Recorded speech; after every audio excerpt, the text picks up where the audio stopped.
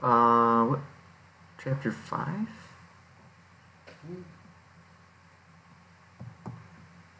Oh.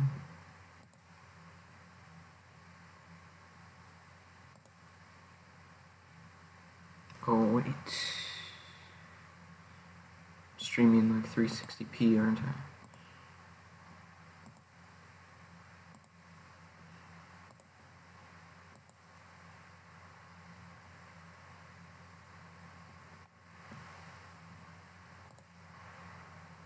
It's in 720p. And this needs to be different.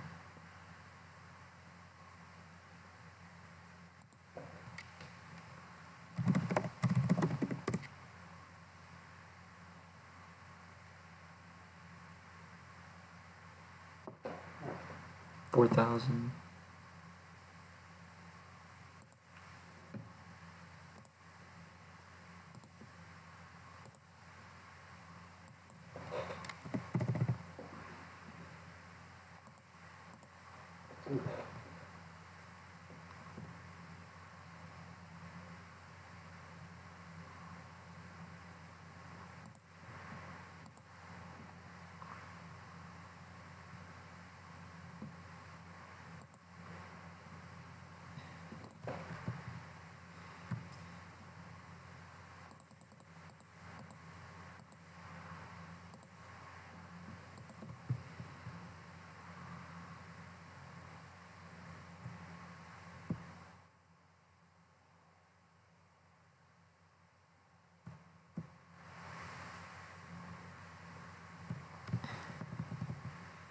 We're not gonna do 4. Oh, it's in a different order. Wait a minute here. They're making us read it in the wrong order.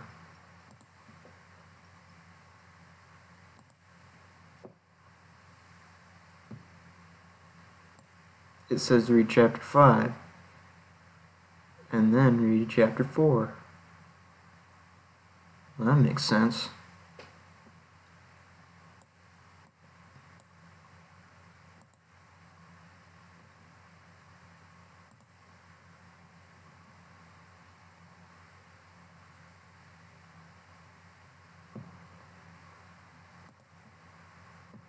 Oh, stupidness, I already opened it.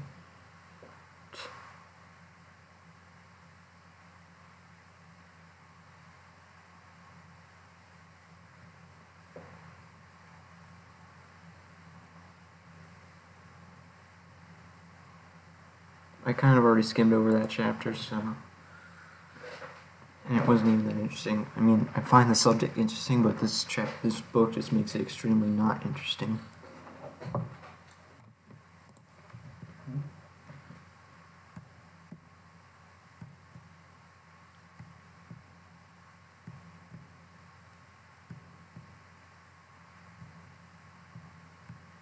An alpha wave is a type of relatively low frequency. Actually, I don't need to read key terms. Wow! Because I don't even know, I didn't read anything about it yet, so it doesn't make any sense to me right now. What is consciousness?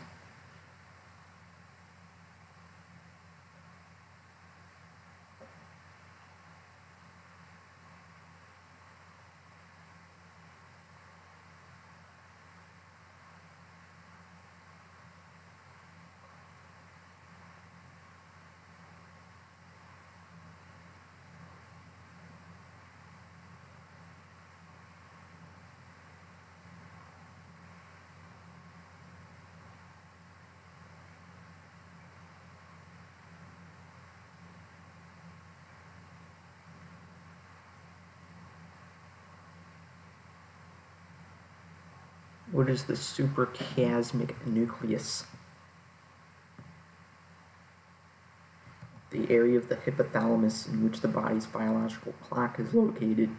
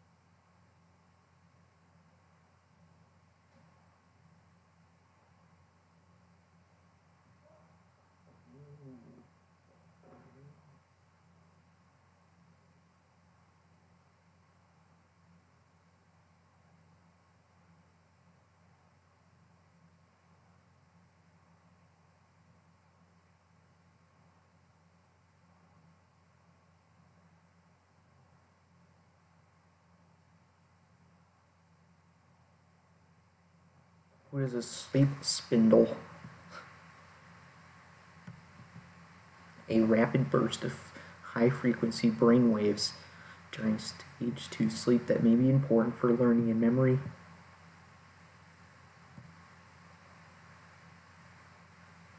A K-complex.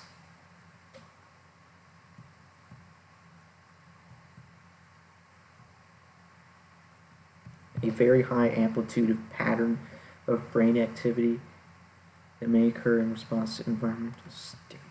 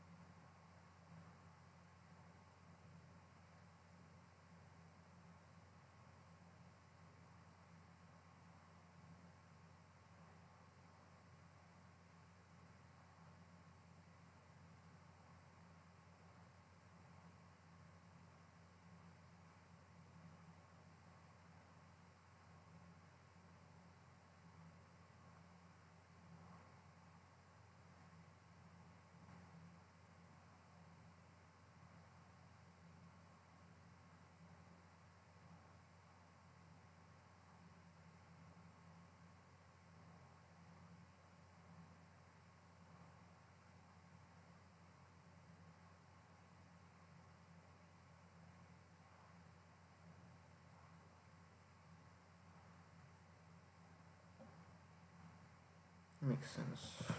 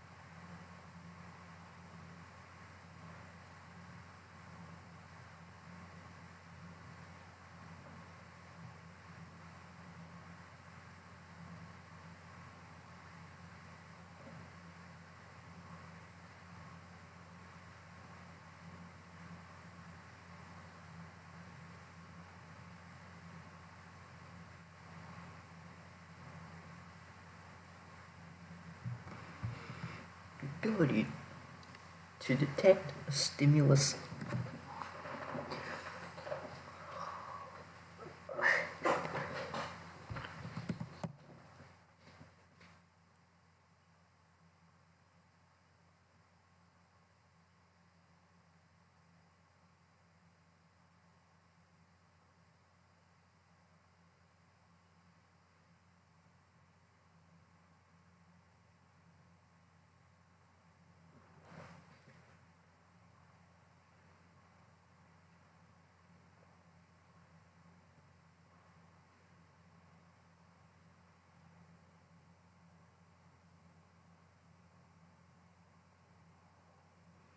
The absolute threshold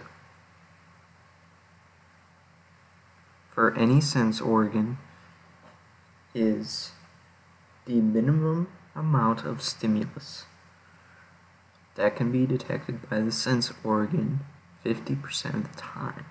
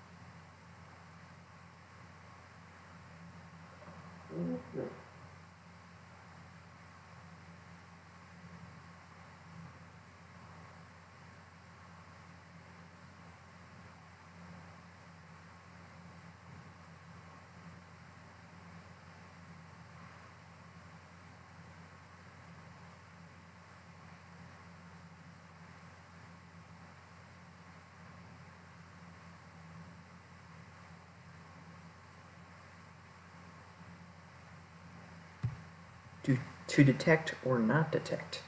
That is the question.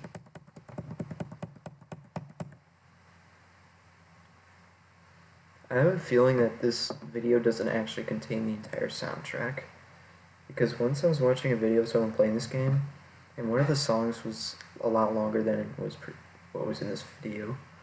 So let's see if there's another video of this, and if there isn't, I know of another video, this video here, that has every single one. There's also this apparently, but they're all extended, and I don't know why people bother to extend songs, because all they're doing is looping the song like 3 times.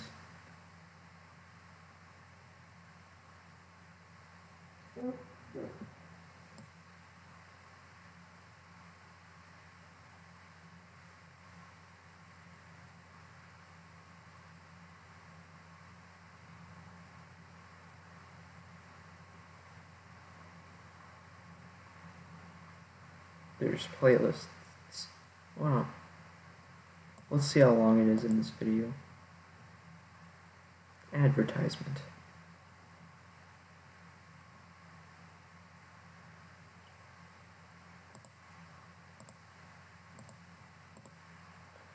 It'd be nice if there were timestamps.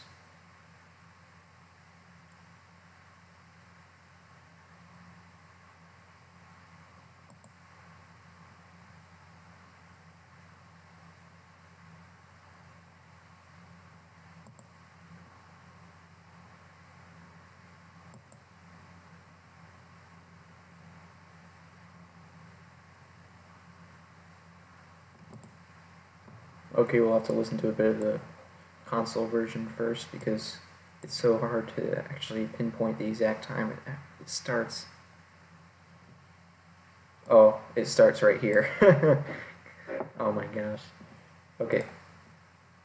So it goes from 5/28/07, 15/28/07 to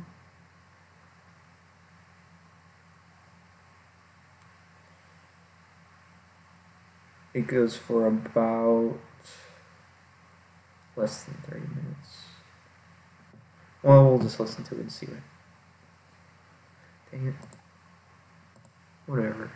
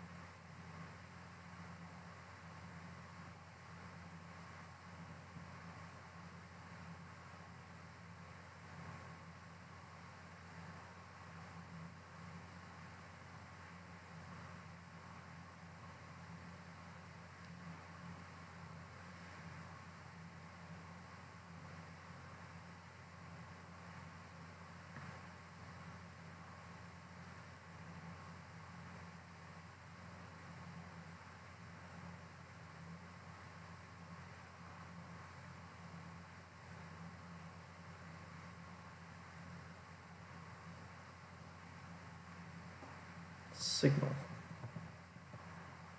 Dang it. Okay.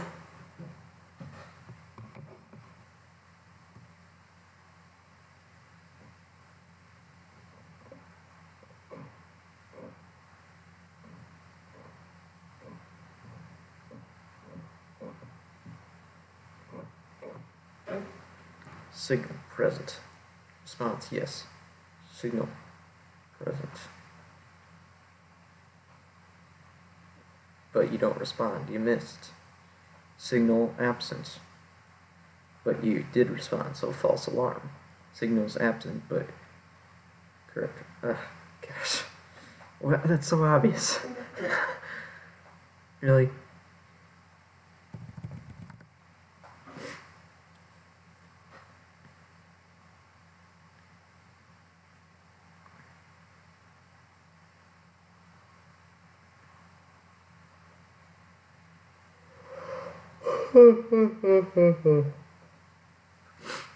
Huh.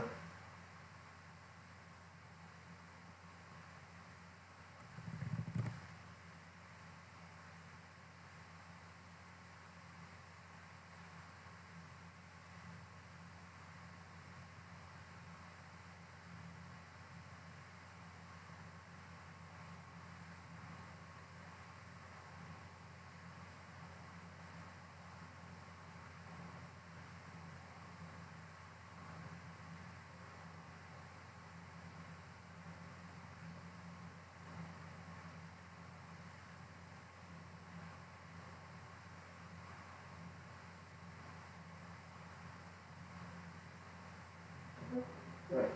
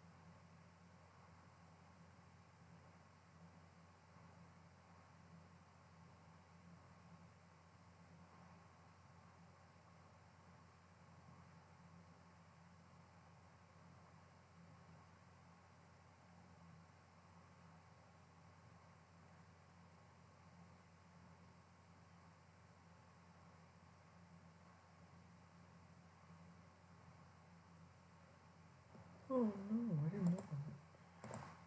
Oh, come on, come on.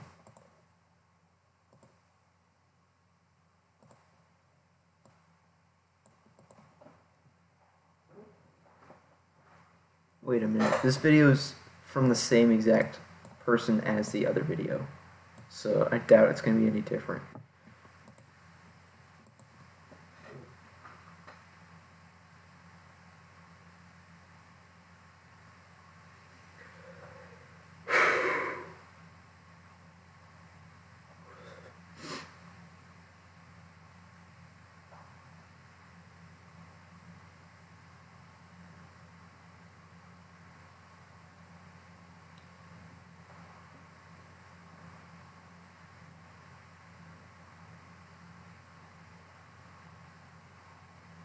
Yeah, it's pretty much not going to be different. So what I'm going to do instead is just play the playlist. Play the playlist. Well, thank you for being different videos. There are 45 in this one, 57 in this one, 50 in this one.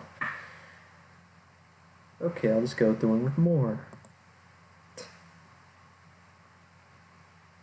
That's the wrong one.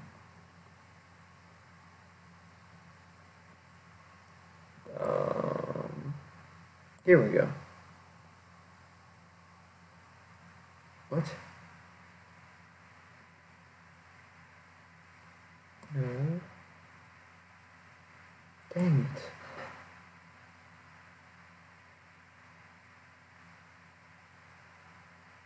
Is it NDS? Let's do NDS.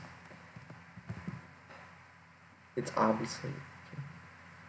Come on.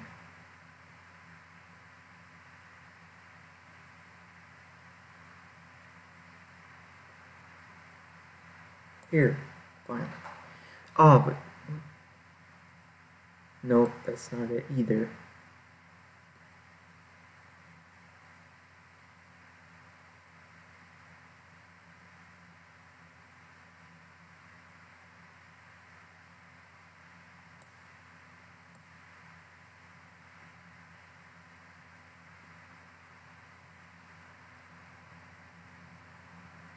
What do you know? Another person. Wait a minute. The same person uploaded this video. What? Why did this person upload two different videos? There's two different videos. This one's slightly longer. Let's see how long my Never Meet one is. Wait, I have to see how long the original video was. But it goes from...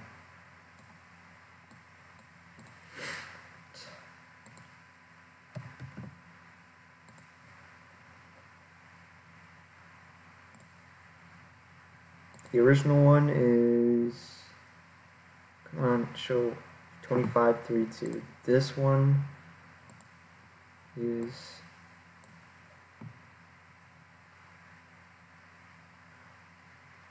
From 6, math, 25. It's the exact same length, so yeah, it's no different. How did this end up longer than the other video?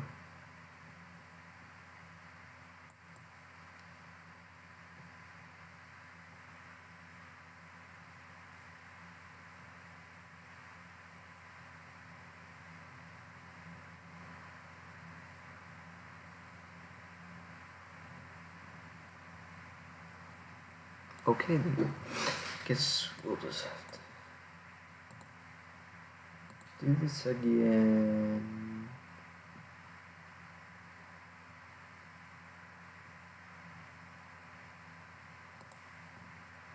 Okay. Dang it, computer.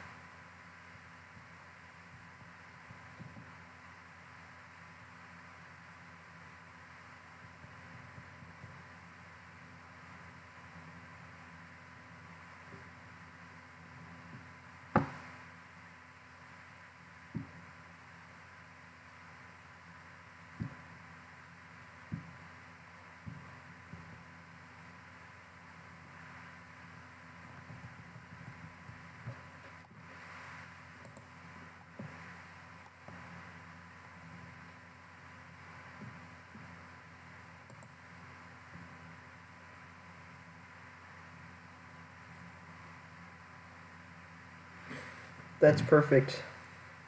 I click start quiz, and the instant I do that, my computer screen turns black. The minimal intensity of the stimulus is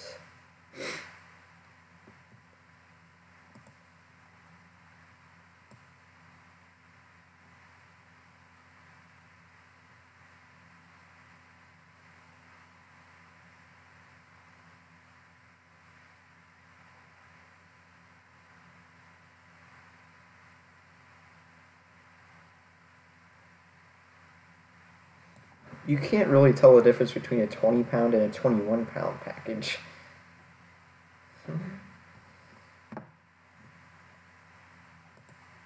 Weber's Law. Janet's new neighbors play loud music late at night that wakes her up. According to sensory adaptation theory, over time, Janet would most likely sleep through the music if the neighbors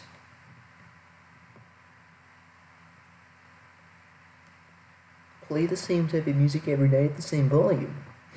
Perception does not occur until transduction has occurred. Visually, you should be able to detect a candle flame 30 miles away on a clear, dark night.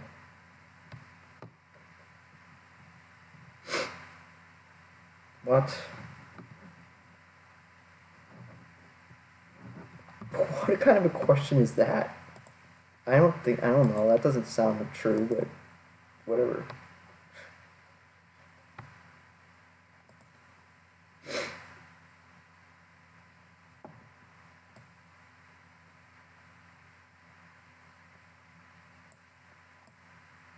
Apparently that's true. Oh. Nice.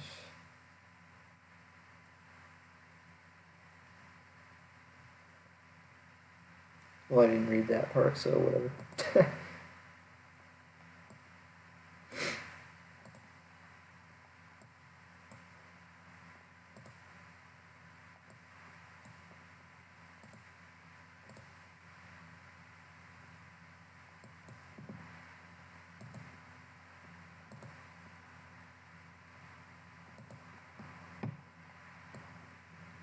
I have to get to like lecture topic 24 or something. So many. Let's see how many.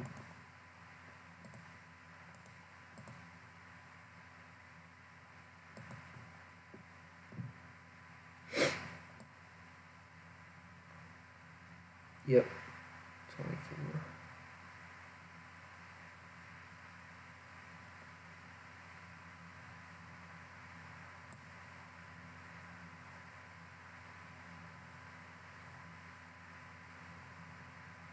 It's so funny. It's a required quiz, but yet it's extra credit. It's funny. Mandatory extra credit? Okay then. Thank you for that. That basically means she's giving us more of the ability to get over 100%.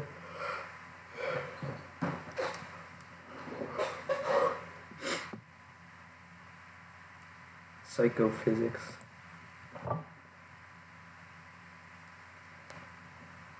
Vision 1.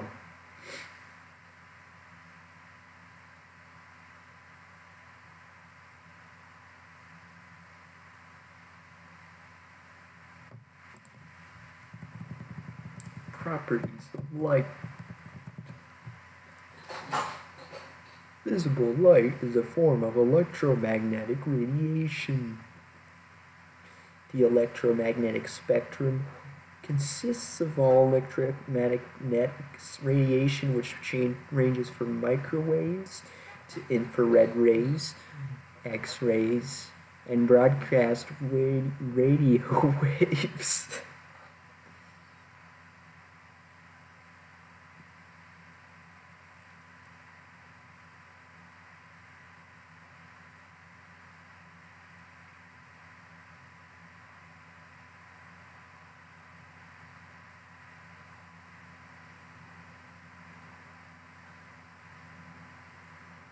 Oh, So it's cosmic radiation, gamma rays, X-rays, ultraviolet, the visible spectrum, infrared, terahertz radiation, radar, television, radio, etc., broadcasting, AC circuits. What?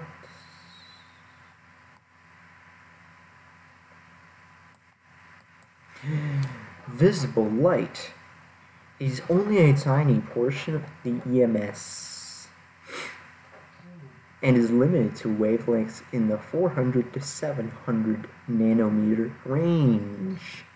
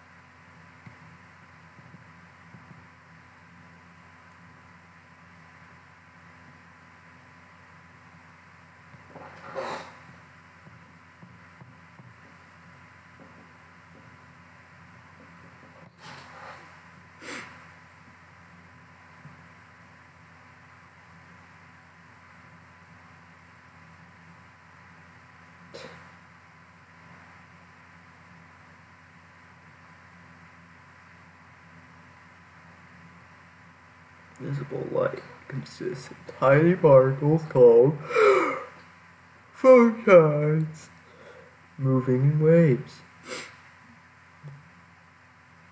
Wave properties determine how we perceive light. Brightness, hue, and saturation. What is this?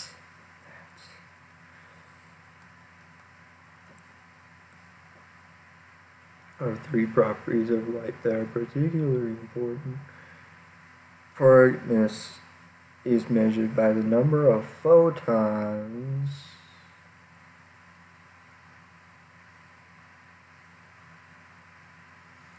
the more intense the light source, the more photons are emitted.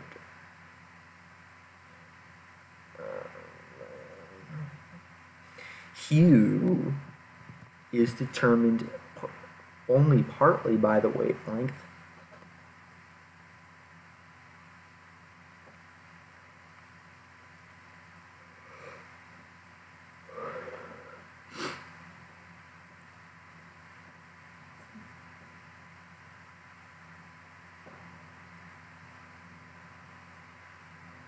Excuse me, 700, that looks black or brown. That is not red.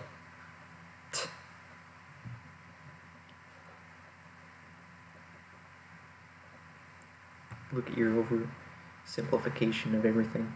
You could have just said, like, 450 is violet, and 650 or 630 is red. Seriously?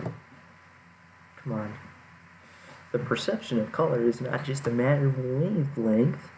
However, several colors, such as purple and white, are not even in the spectrum of visible light. Ba-ba-bum.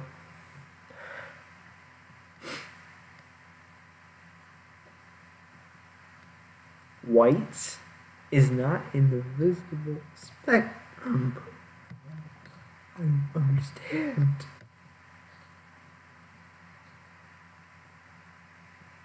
Purple, violet is different from purple, apparently. There's like violet. The visual system mixes wavelengths.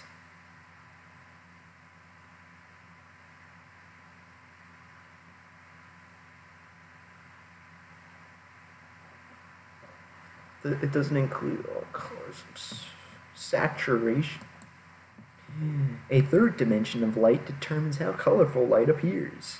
white corresponds to a completely colorless state. The more white is present in color, the less saturated it is. If you were to add white paint slowly to red paint, the color red would undergo a gradual transition from a saturated deep red to a shade of pink, which is unsaturated red. Saturation may therefore be viewed as the proportion of colored chromatic light to non-colored achromatic light.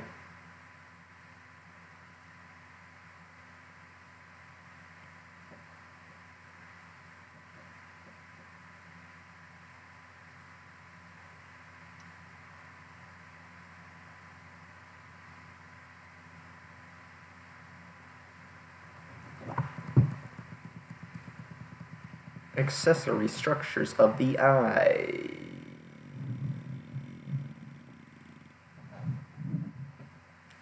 Starting with the cornea, iris, pupil, and lens, light is modified by these accessory structures as it proceeds to the retina. An accessory structure is part of a sensory organ system.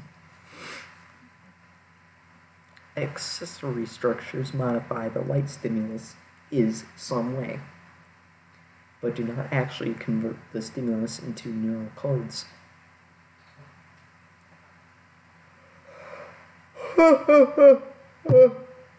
The curvature of the cornea causes light to refract.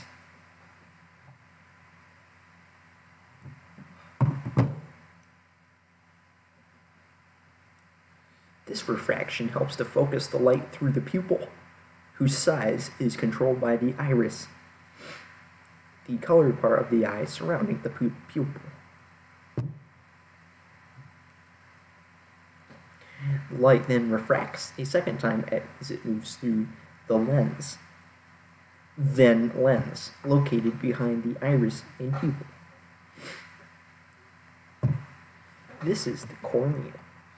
This is the iris. This is the pupil. This is the lens. The retina. The fovea, transduction of light energy. The lens readily changes its shape with the help of a group of muscles surrounding it, the ciliary muscles. When viewing objects close up, the lens gets shorter and fatter. When viewing objects that are far away, the lens gets longer and thinner. This process, the lens changing, is called accommodation. After passing through the lens, the light moves to the back of the eye to a specialized structure wrapping around the very back of the eyeball, the retina.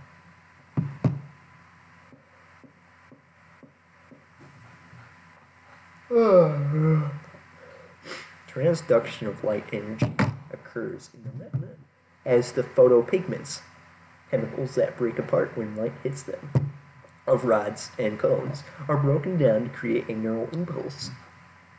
Rods use a photopigment called rhodopsin. Rhodopsin.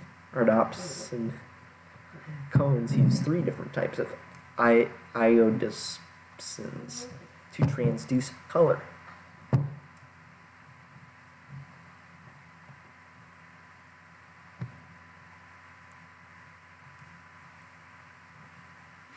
The distribution of rods and cones in the retina is also highly specific. Rods tend to be largely scattered near the periphery of the retina, while cones are compacted in the center of the retina in an area called the fovea or macula. What? Oh. What's the difference between those things? Okay.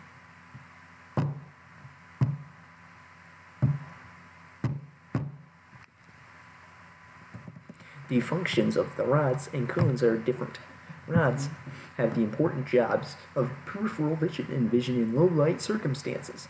Cones are responsible for visual acuity and color vision. Differences in these functions are the result of the way that rods and cones are wired to the optic nerve. As neural impulses leave the rods and cones, they travel forward through a series of cells. Oh no, case.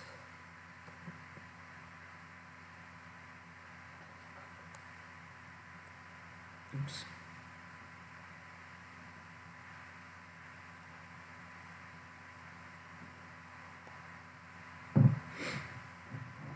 Bipolar and ganglion, and eventually exit the eye via the optic nerve. There you go. Illustrate. The retina. It travels through bipolar cells and ganglion cells.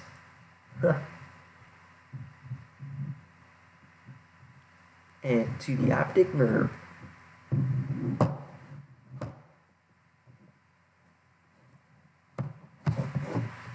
Note that the rods depicted as black rectangles have wiring that converges in a singular bipolar cell.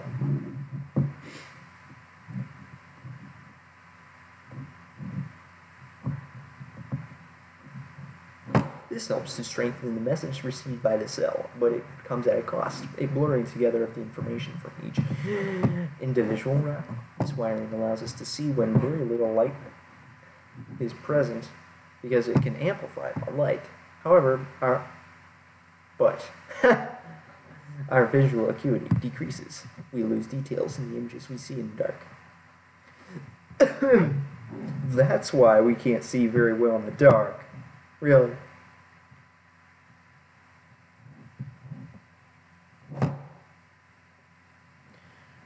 Oh.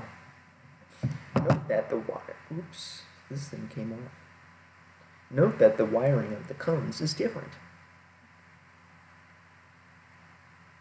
Each cone has its own wiring to a single bipolar cell. The advantage is that much more precise information is traveling from the retina to the optic nerve.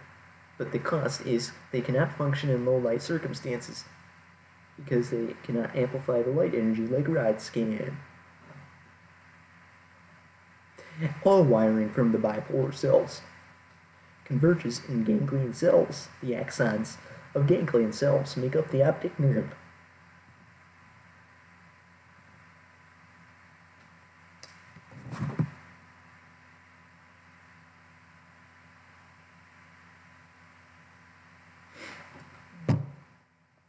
Color vision. As just stated, color vision is a function of the cones. Currently, two theories of color vision exist and are both considered viable systems. The trichromatic theory states that there are three different cone systems in the retina. Cones for the detection of blue, the detection of green, and the detection of red wavelengths. Light stimulates varying numbers of cones in the red, blue, or green color range, and in essence creates a crude set of color information that is forwarded to a secondary color system, the opponent process system. The opponent process or color opponent system attempts to explain why we cannot either ever visualize a yellow, blue, or red-green color.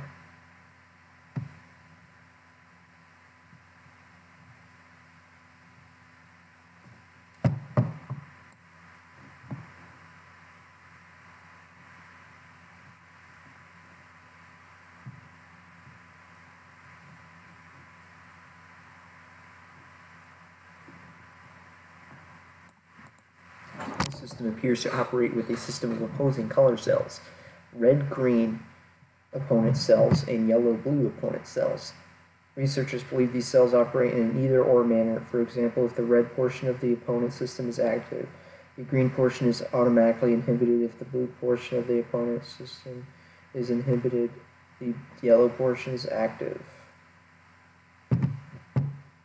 The opponent process theory is believed to refine our perception of color. Theorists believe that the secondary system operates at the level of the ganglion cells in the optic nerve and the visual cortex.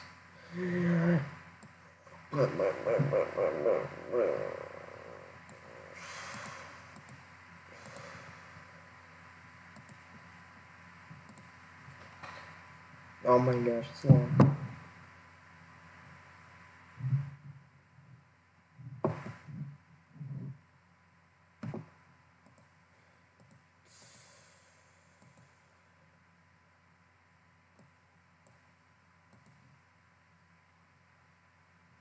Information. The visual brain. Information leaving each eye via the optic nerve travels a pathway through the optic chiasm, an area where information from opposing fields in each eye crosses over. Visual information is relayed to the visual cortex, where the cortex uses feature detection to perceive visual information. In the cortex, images are deconstructed into individual lines and orientations of the lines, each of which triggers a different set of neurons. Whatever that means.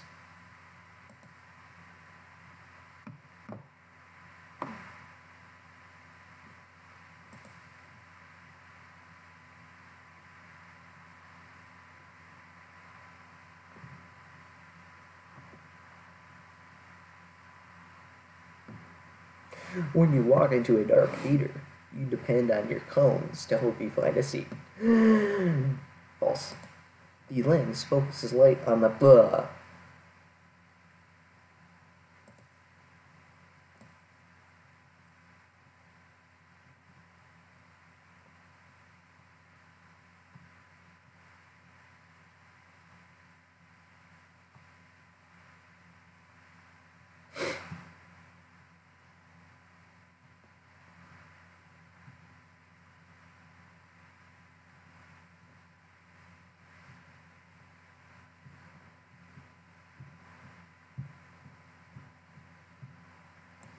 Retina.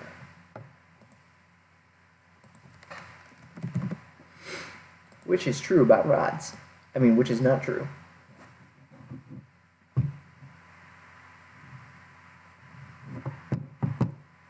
Oh my gosh.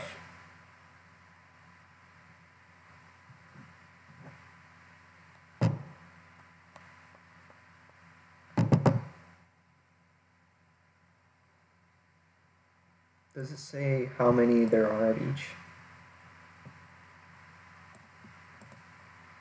Dang it.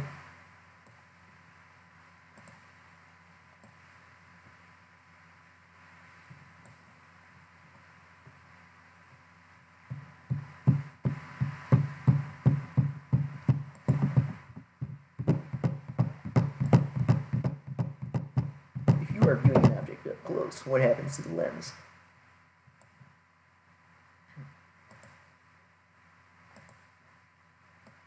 The length of a light wave determines the blood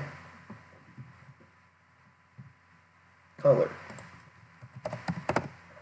The lateral geniculate nucleus is located in... What even is that? Oh. Thalamus? I don't know. I think that was in the reading, but I didn't do the reading. No, not the lecture reading, the chapter.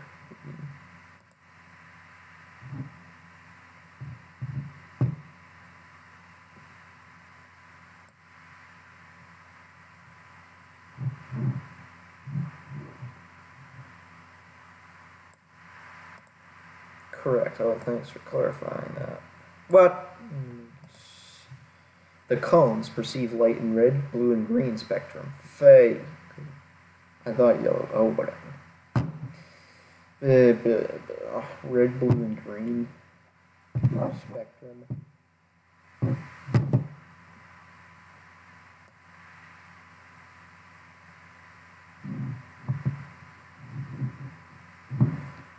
Red, blue, and green.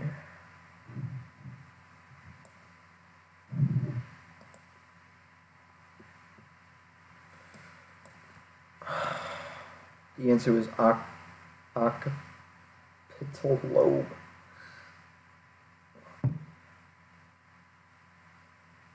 What? I get two. Oh.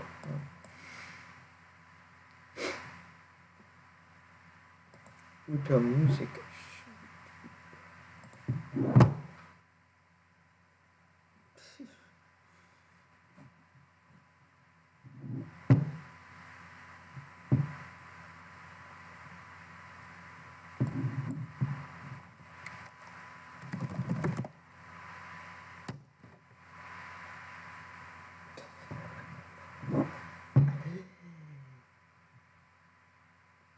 Oh man.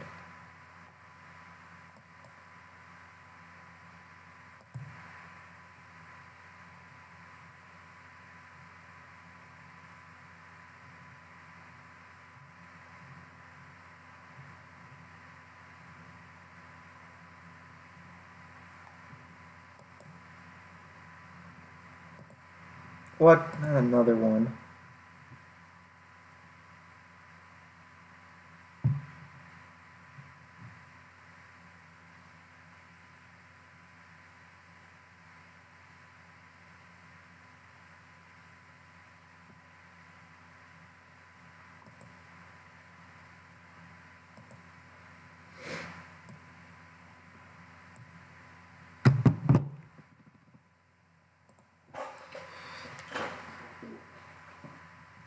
Vision 2.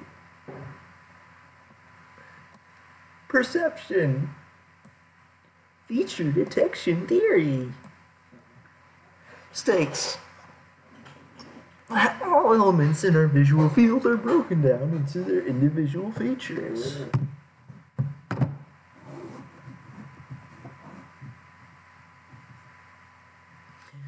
In feature analysis, we recognize objects by assembling their features to determine what the object is. For example, we know that a chair typically has a vertical back, a horizontal seat, and vertical legs. When we see a chair, we recognize it for what it is because it satisfies these rules for what a chair is. Each feature of the deconstructed image causes specialized neurons in the brain to fire. Some fire in response to the horizontal lines, some to the vertical lines, etc. The question then becomes, how does the brain put all those features back into a whole in the process of perception? Somehow we must bind those features together into features, such as line orientation and angles, appear to be a function of them. How do you pronounce the thing?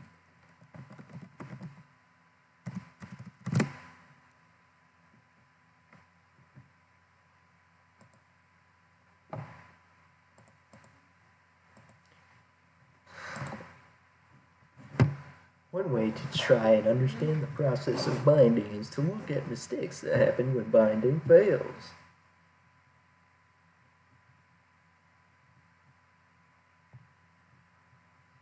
Subjects are more prone to make illusory conjunctions when their attention must be divided between two equally attention-getting tasks.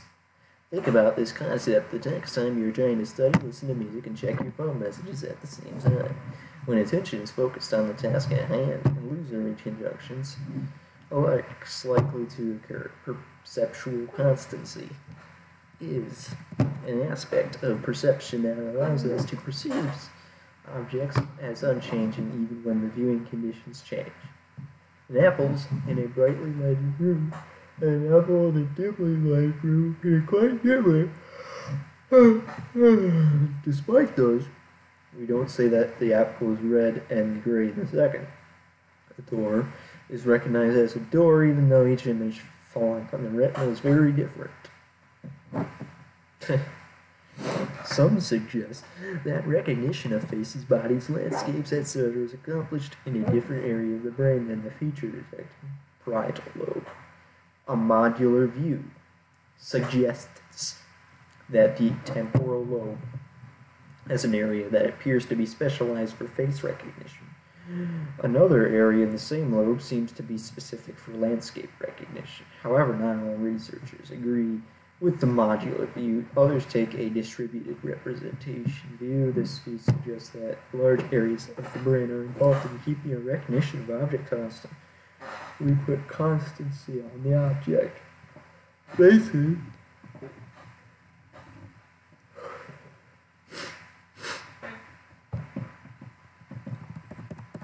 perceptual organization.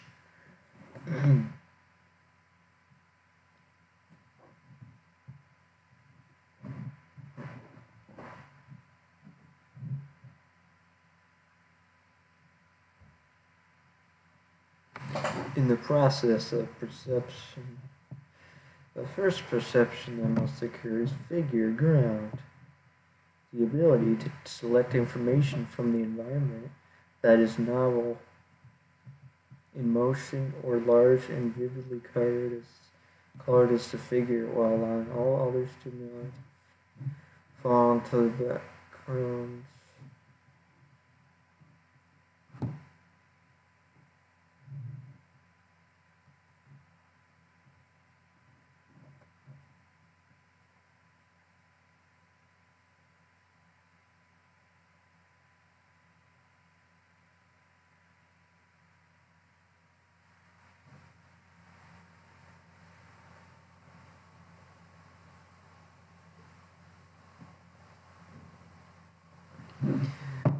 The task occurs effortlessly by simply paying attention to a figure in the visual field. It's not so when we're presented with reversible figure ground images. A lack of clear-cut visual cues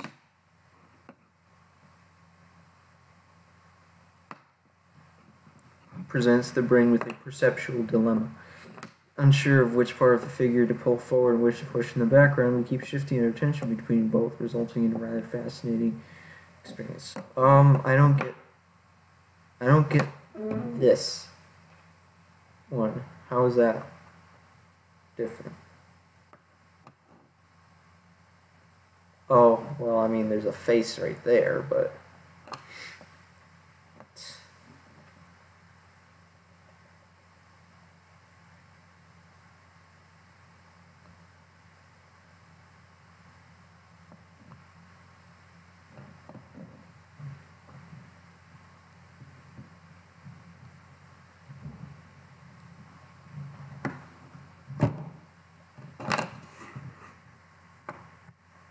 when viewing a particular field, stimuli are also organized automatically into meaningful patterns. The Gestalt grouping principles of closure, proximity, similarity, symmetry, and continuity demonstrate our ability to rapidly organize information into meaningful wholes.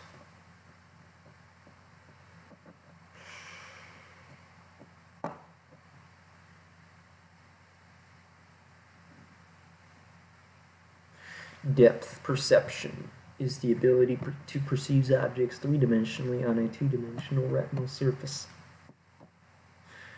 Depth perception is a learned phenomenon that you developed as a result of stumbling, bumping into walls, dropping items off your high chair tray, and rolling off the couch onto the floor. As you begin to experience distances in your environment, you begin to see monocular cues, like monocular cues, like relative size, linear perspective, texture, radiant height, and the visual field shadowing and interposition to provide depth cues that can be extracted from one eye only. In addition, the ciliary muscles provide information to the brain regarding the movement of the lens. Recall that the lens relaxes to become wider for far and contracts for near viewing. Binocular cues such as retinal disparity involve the comparison of images from each eye.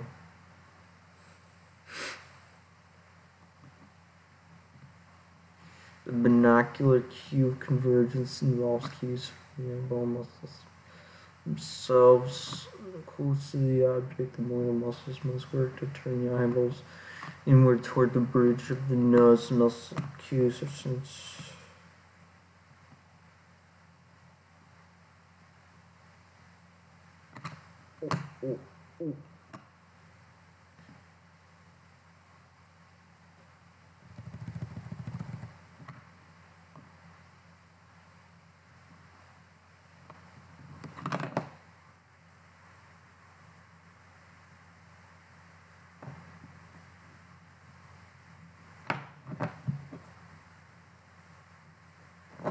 perceptual illusions are a subject of tremendous research because they lead us closer to understanding how the process of sensation and perception work together gradually throughout the process of development. You learn visual cues for rapidly organizing visual information based on these cues are so strongly ingrained that they are virtually automatic.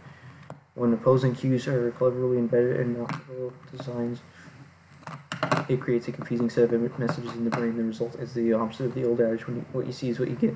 Numerous sites on the internet have fun illustrations and animations regarding the mysteries of optical illusions.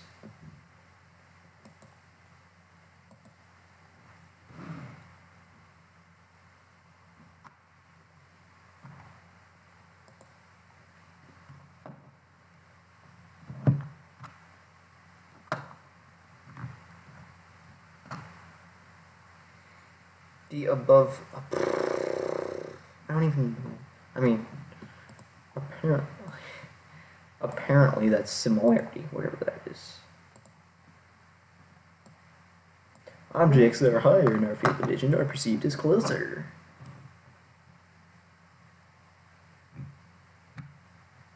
What? I don't understand that question.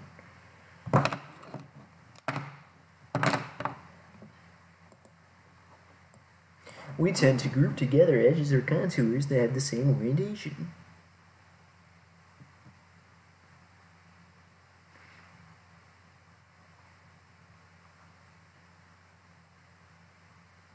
I don't know. Continuity, I don't know.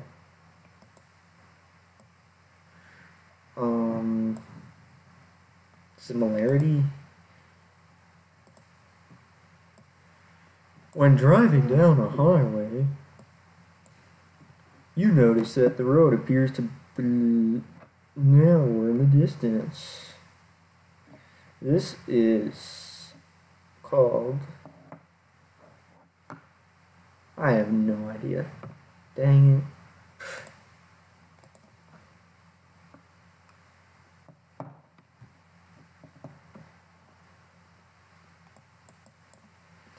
It seems like most of the questions on the exams / quizzes are from the lecture topics, but not all of them. Some of them are from the book.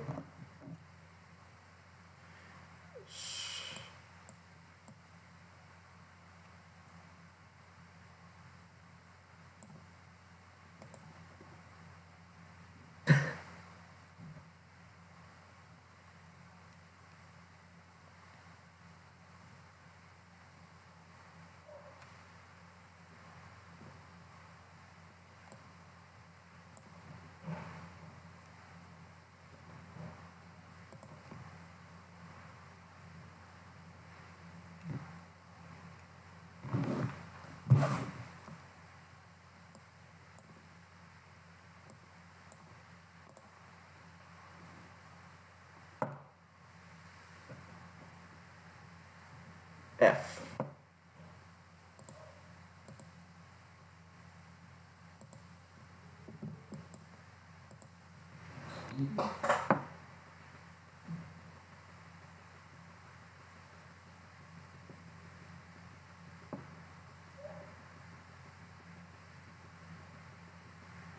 Properties of sound.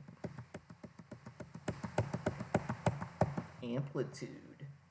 Two properties of sound waves influence our perception of sound. Amplitude and frequency. Oh man.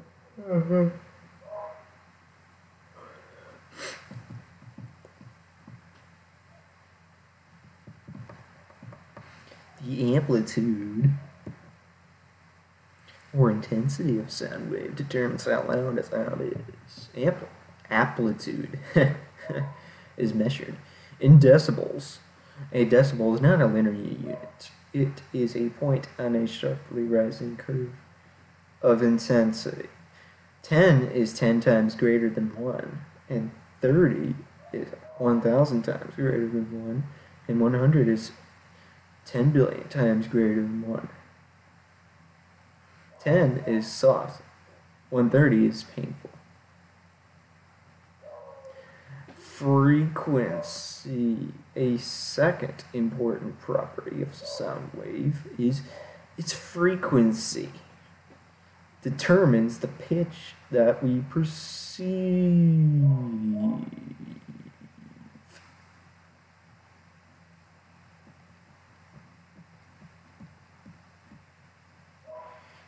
Sound wave frequency is measured in hertz. The higher the pitch, the shriller we perceive sound. The average human ear can perceive sound waves within 20 to 20,000. We are most sensitive to 100 to 3,500. Most humans. The lowest pitch note on a piano at 27.5 is barely audible. The highest sound a piano can make is at 4,180. Yeah, but if that high sound is at 4,000, then how come we can hear all the way up to 20,000.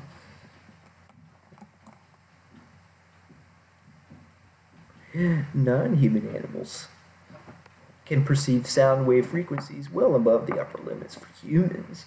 Dogs can hear up to 80,000, which is why you can use a special whistle to call your dog in the middle of the night without waking your entire household. The upper limits of audible pitch range are even higher for dolphins, extending well above 100,000. Pigeons and other birds apparently rely on very low frequency sounds to aid in long distance navigation. Timbre. You may have noticed that the same notes sound different when used by different instruments. Middle C, played on the piano, sounds different from the same note played on a violin, in spite of the fact that their sound waves are the same frequency. Neither the violin nor the piano produces a pure note of a single frequency. In fact, very few of the sounds we hear are pure tones. Most are a combination of a fundamental frequency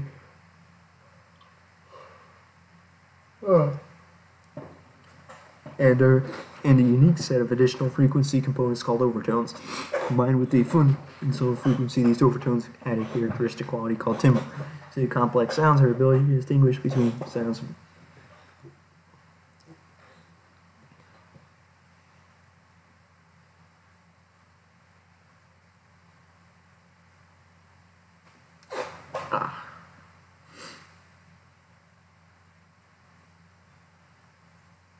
Okay.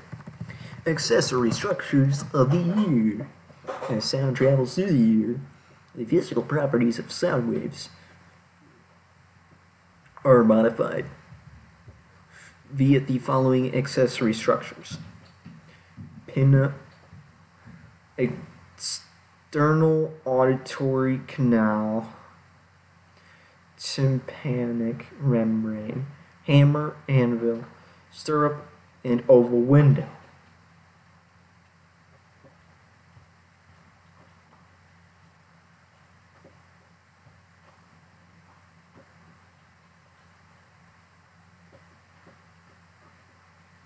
What would happen if you didn't have this part of the ear?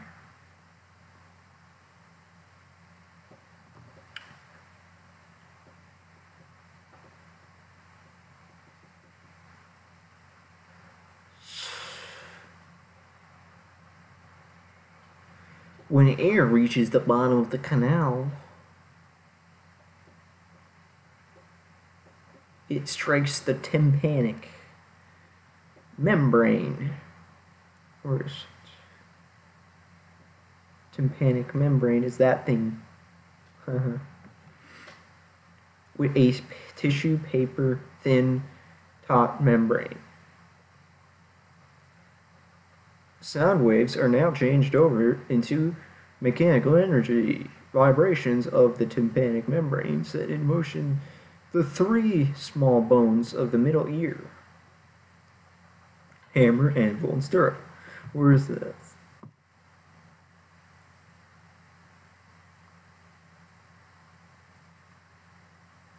What? It doesn't show.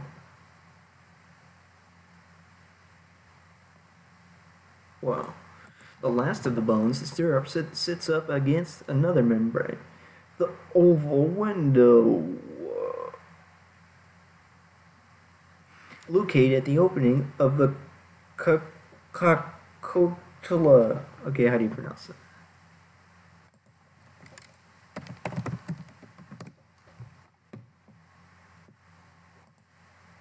Cochlea. Dang it.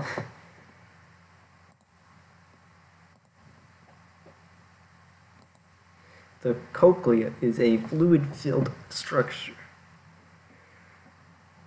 housing a second fluid-filled tube called the organ of Corti.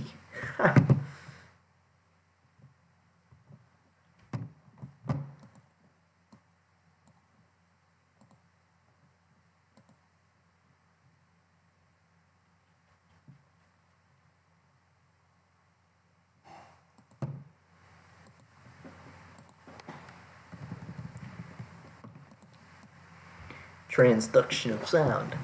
Transduction of sound occurs via hair cells located in the organ of Corti. It is a complex processes involving the following steps.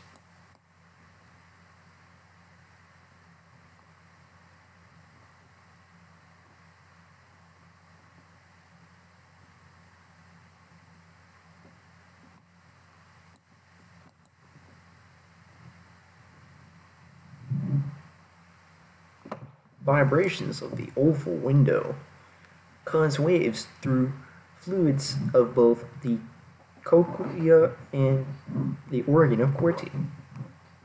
Sitting on the bottom floor of the organ of Corti is a membrane called the basilar membrane.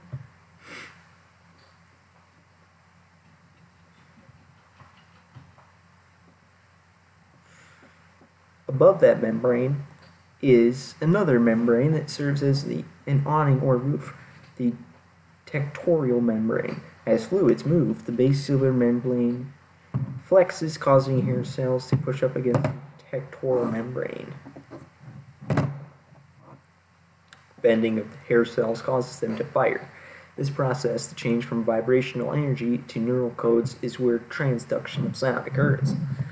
Neural pulses exit the cochlea via the round window and travel via the auditory nerve to the brain. Wait, all of that stuff is inside here.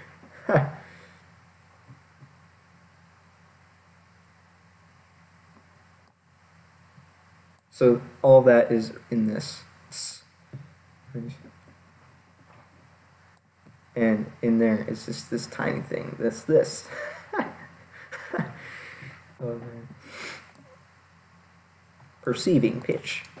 Place theory states that the position of hair cells in the organ of Corti determines the relative pitch of a sound. Like hair cells are arranged in pitch descending order, with high-pitched sounds moving hair cells closer to the oval window, and lower pitch moving closer to the round window.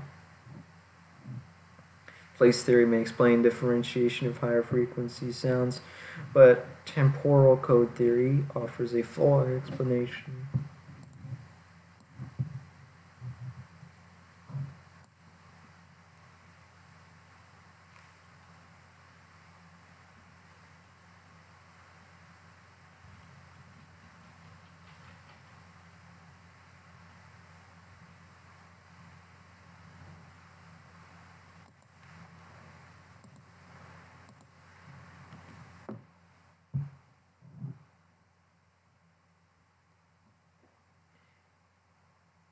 This theory states that it's the firing rate of the hair cells that helps us discern sounds in the lowest pitches range.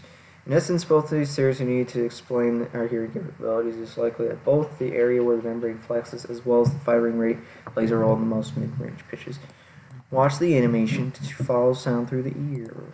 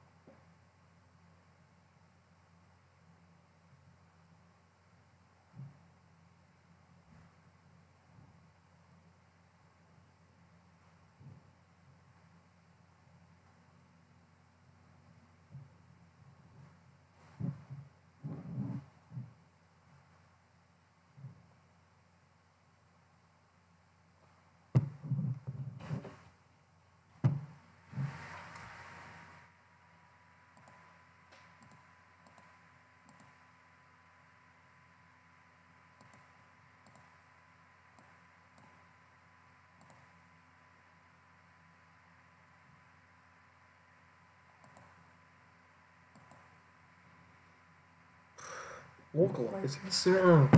Ears placed on opposite sides of the head play a critical role. The closer it is to the sound, the louder it is. In addition, there is a delay in the sound of the ear that is furthest away.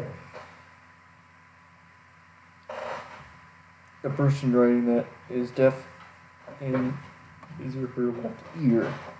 If I do not have my implanted aid turned on, my phone can be ringing in the office at school. Come on.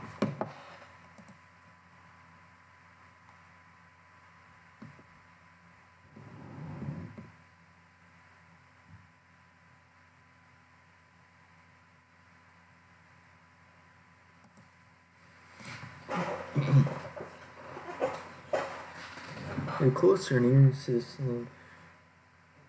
A phone can be ringing in my office at school, and I do not know if it is my phone or my office mate's phone 7 feet away from my desk.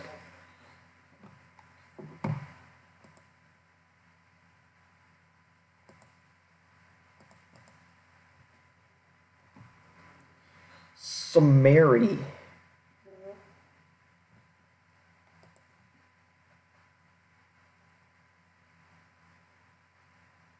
Summary.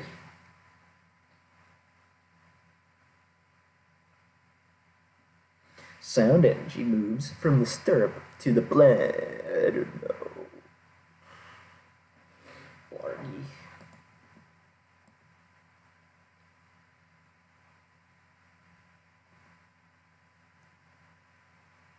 Oval window.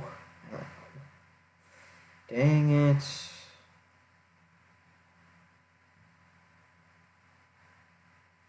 How about cochlea?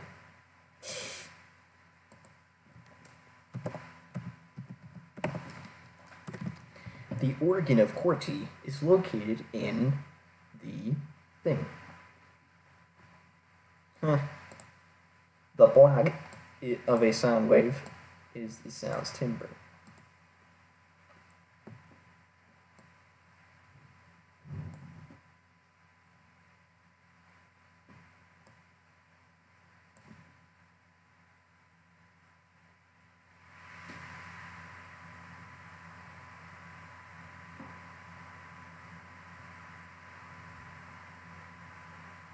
Overtones.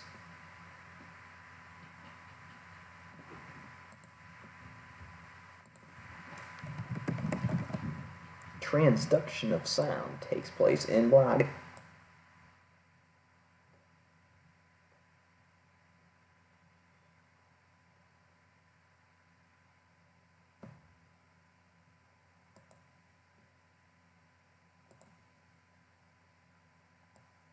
Blah theory explains slow frequency.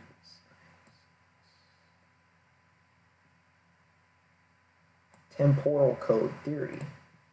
Stop.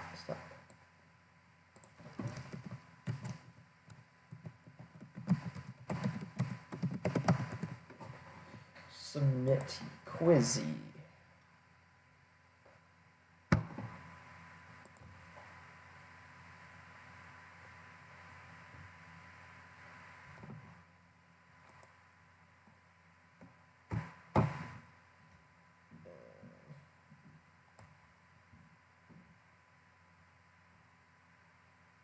Sound energy from the stirrup to the oval window, whatever. The organ is, the block is overtones. Complexity, what? Come on.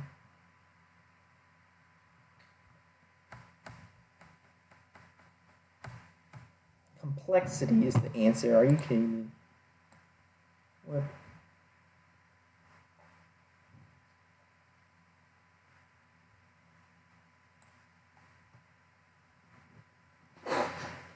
There's nothing in here that says anything about...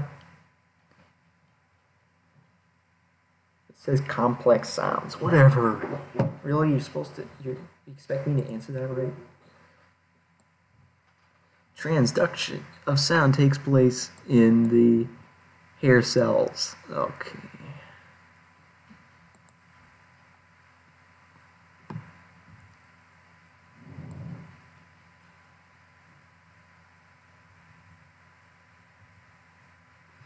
Blah theory. What? Of course, I typed temporal code theory. The answer was temporal code. Yeah, I'm stupid. That means temporal code theory. Oh my gosh. I got only one question correct.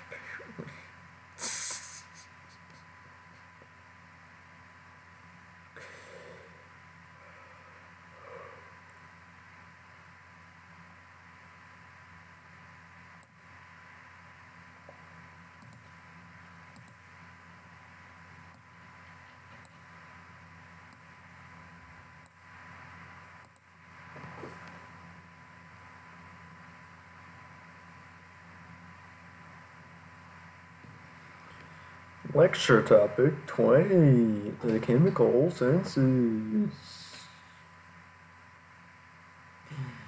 The sense of smell is formally referred to as olfaction.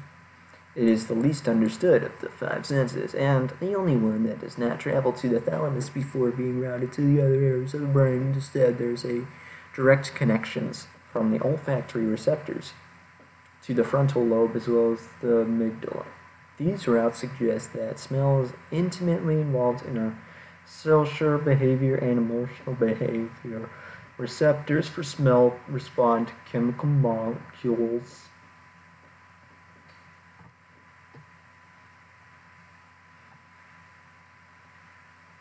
Receptors for smell respond to chemical molecules inhaled or dissolved in saliva.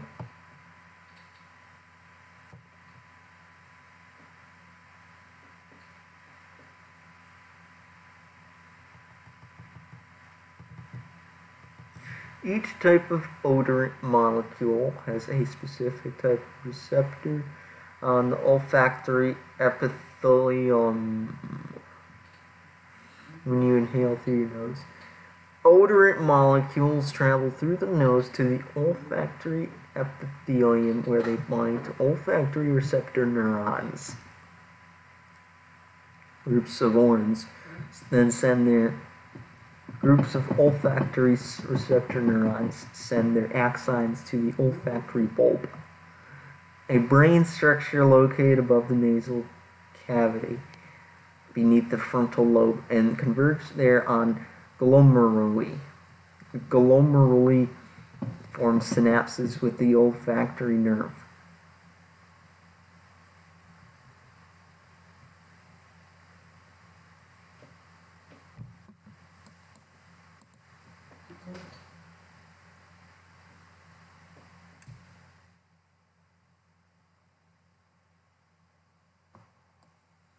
Smells elicit a wide variety of memories and emotions associated with prior experience of the odor.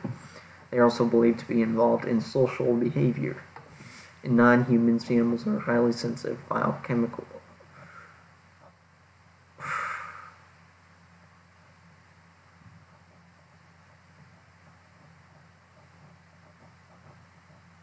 These odorants, called pheromones, can affect an animal's behavior. Or physiology in humans, there's evidence that testosterone and estrogen-based pheromones may help determine sexual orientation.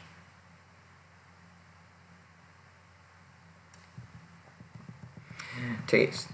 One of the primary responsibilities of taste is to identify things that are bad for you, as in poisonous or lethal. Some aspects of taste perception are genetic and involve a warning sign that a food is bad for you. Bitter tastes. Other taste preferences are learned through experience. If a particular taste makes you gag or is followed by vomiting, you might learn an association between the food and response that will cause you avoid that particular taste in the future. The tongue is covered in thousands of bumps. Papillae, which contain taste buds, house the taste receptor cells where transduction will take place. Note that your tongue isn't the only structure that contains taste buds. They are also cover the roof of the mouth and back of the throat. There are 5 types of taste receptor cells.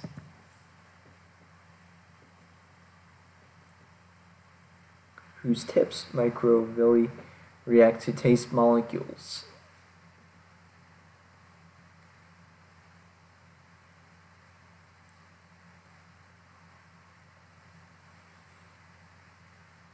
Salt, sour,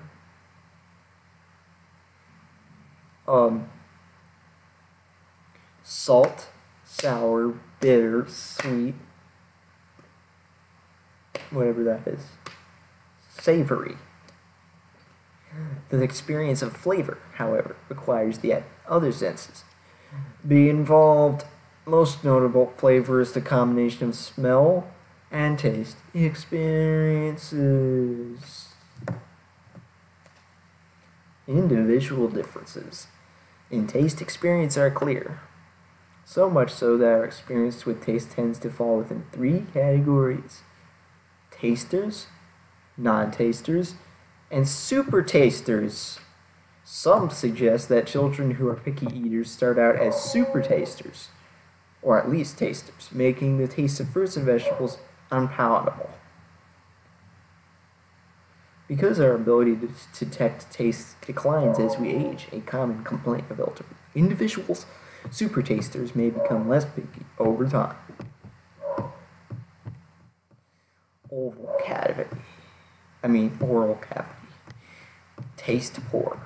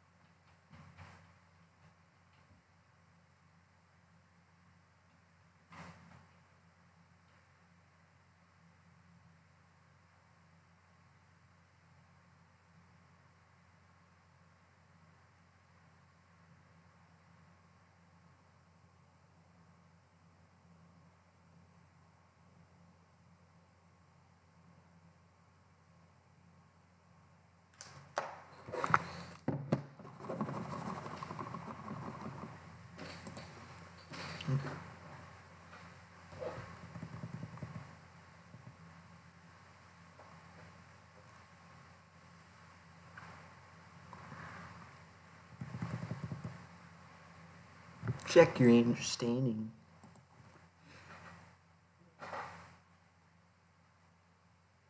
That's weird. It didn't open a new tab. That's what it usually does.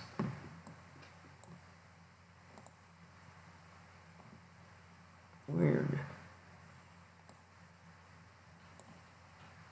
Start L quiz.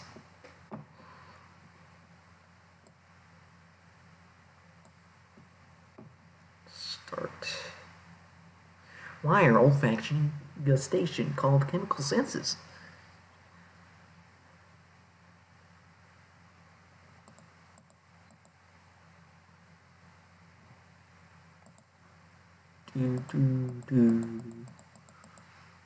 What other taste groupings do we possess? What the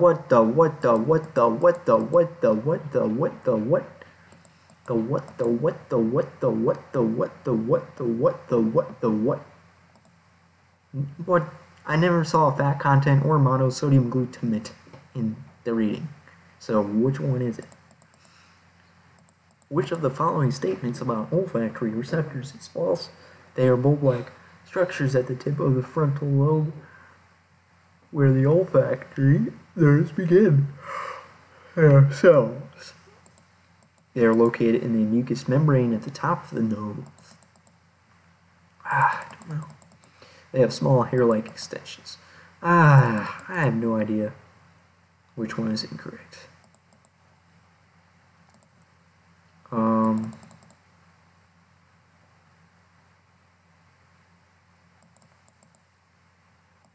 Which is an example of gustation.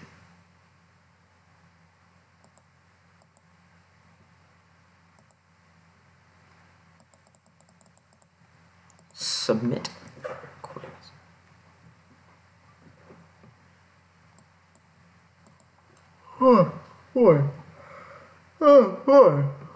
They are called chemical senses. It's actually this, the it's supposed to be it's supposed to be fat content. What? Fat content? Fat content? Where did it say fat content? I didn't see that anywhere.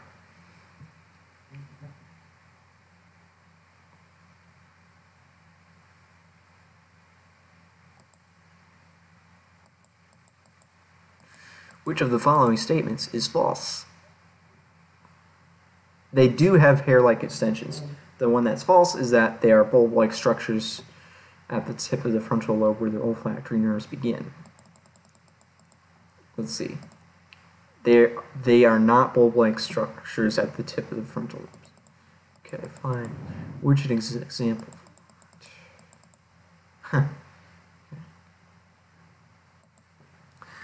Lecture topic numero 21.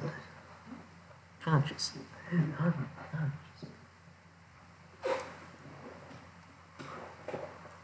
Oh, that was boring. Unplugged. What do you even call the video? Stuffs.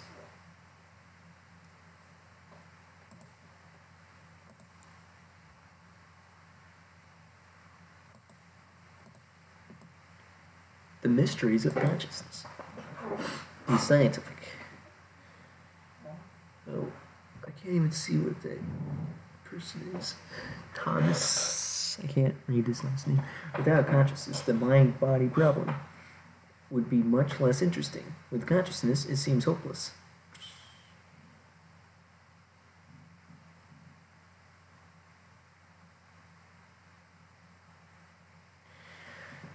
The scientific study of consciousness began with Wilhelm Wundt.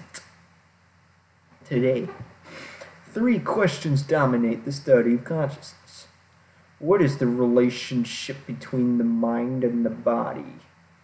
What is the nature of consciousness? What is the relationship between mental activity and consciousness?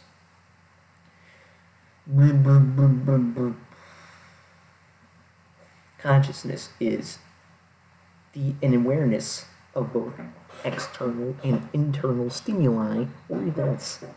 That awareness has different levels. Some states of consciousness operate at low levels of awareness.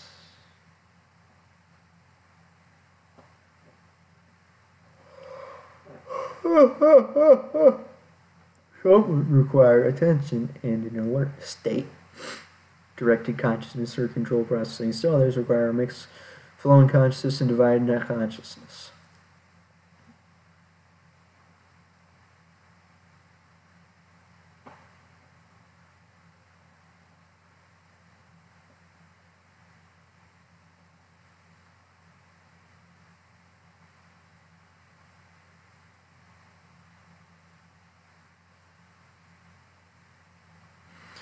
In addition, we have altered centers, states of awareness that are states of consciousness that are notably different from normal awareness. The problem of other minds, how do we know is exactly being perceived by another individual? Is our conscious experience the same as theirs when you read? Look at a red apple on the table and another person looks at the same red apple. Your descriptions of the apple might be very similar, but are you really experiencing that apple in the same way? Is the color red that you see the same color red the other person sees? Yeah, but that's something that's related to perception, not consciousness. This problem so puzzled early researchers that the behaviorists suggest that the study of consciousness could not be done. They advocated that psychology stay strictly within observable behavior.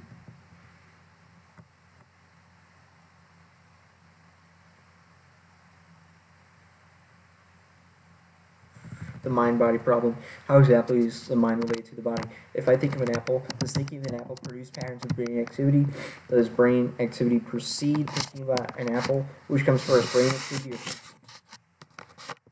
Yeah, but aren't they the same? Like brain activity is thinking. Recent research suggests that brain activity precedes thinking or behavior. It's difficult for most of us to grapple with the idea. We don't think of an action and then do it. Well, your brain is getting started before either the thinking or the doing.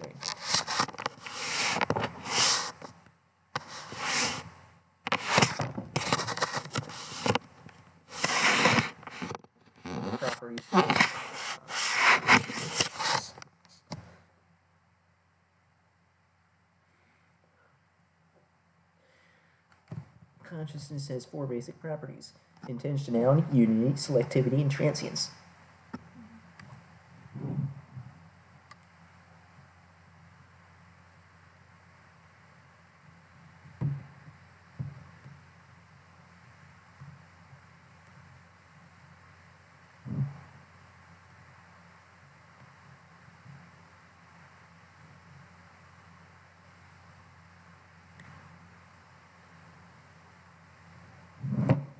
Intentionality.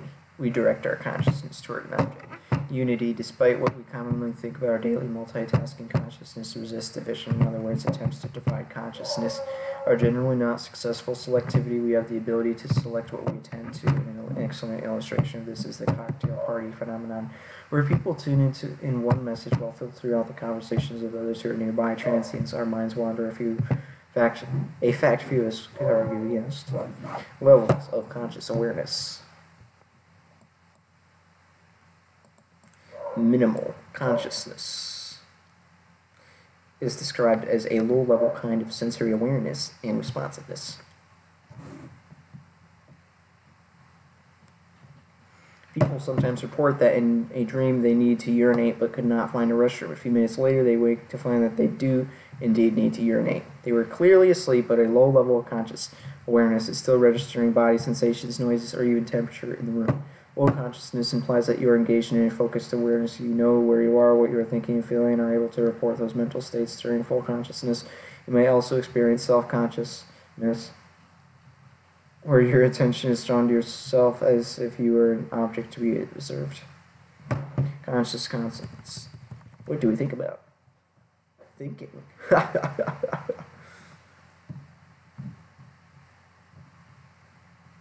Most often, we are sensing and evaluating our immediate surroundings. Sometimes we are daydreaming. In daydreaming, thoughts occur in an uncontrolled flow and are allowed to simply drift from one idea or feeling to another with perhaps a few pauses to focus our channel the direction they take. Using the fMRI, research on daydreaming shows a widespread pattern of brain activation known as the default network, a system of brain circuits involved in thinking about your social life, past and future events, or the self. Any effort to trick and control what we think about is called mental control. If I am thinking about sad moments in my life, I might try to purposefully conjure up happy memories or imagine a bright future. This type of activity can be accomplished quite successfully. Not so successful are attempts to push thoughts out of the mind or avoid thoughts. Thought suppression generally results in rebound effects where the more I try to not think about something, the more it tends to be brought back into conscious awareness. The unconscious mind. TED Talks are such fun.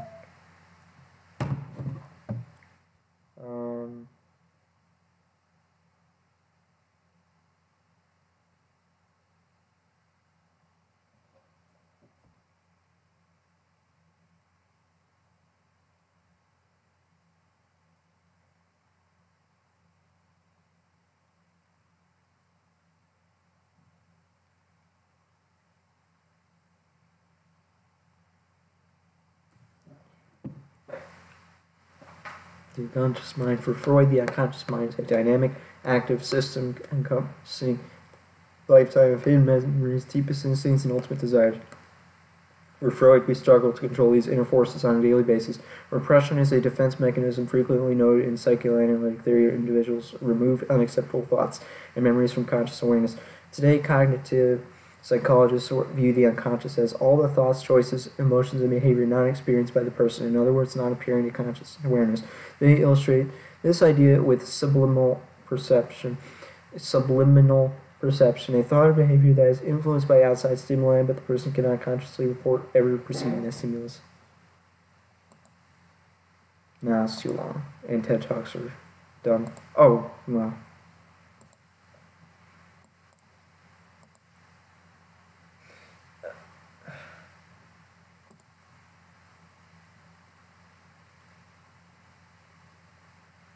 This is not live. Summary.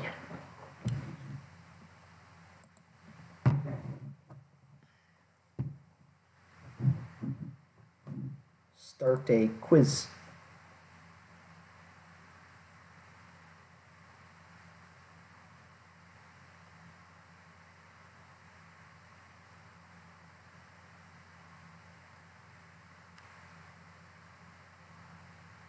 The blah is the fundamental problem we have in knowing whether mental experience of others or anything like our own. Consciousness is always directed toward an object, a property of consciousness called... Dang it. Intentionality. Although Alec is clearly sleeping, when Katrina pokes him in the ribs, he rolls over. This demonstrates that Alec is minimally conscious. Instead of your thoughts directing your brain directs your thoughts. If I tell you not to think about a snowman, you will most likely think about a snowman. Or no, you will have to work hard to not think about a snowman. There. I mean, this is kind of true, sort of. What?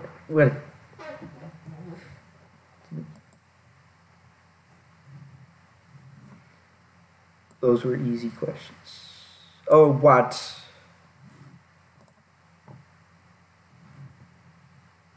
Correct? I didn't get it correct.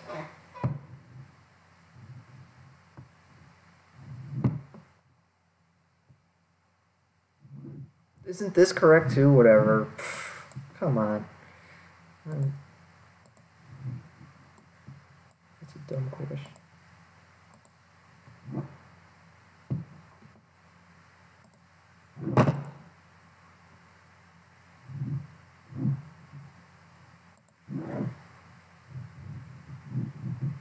The anatomy of sleep. Circadian rhythms. Many biological processes follow a 24-hour rhythm with 12-hour cycles. Cycling is influenced by exposure to natural light cues picked up by the eyes. In the absence of light, prolonged total darkness, or prolonged exposure to continual light, the 24-hour cycle modulates to a 25-hour free-running cycle.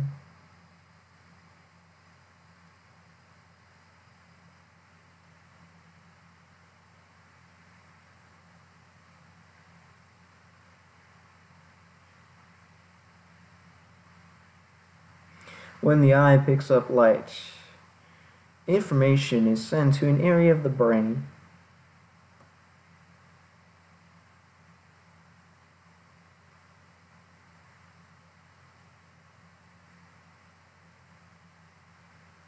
called the suprachiasmatic nucleus. The suprachiasmatic nucleus sits just above the optic chiasm and is often referred to as your brain clock in response to light from the eyes. The suprachiasmatic nucleus sends signals to the endocrine and autonomic nervous systems to increase the body's activities. Many systems in the body run in circadian patterns. Our sleep and dream cycles function as a circadian rhythm that is critical to the regulation of other bodily rhythms. Several pieces of evidence support sleep as a circadian rhythm. During REM sleep, the brain shuts down its release of nerva and builds new stores of the neurotransmitter for use during waking hours. The pineal gland follows a day-night cue, releasing melatonin at night. Growth hormone. Oh man.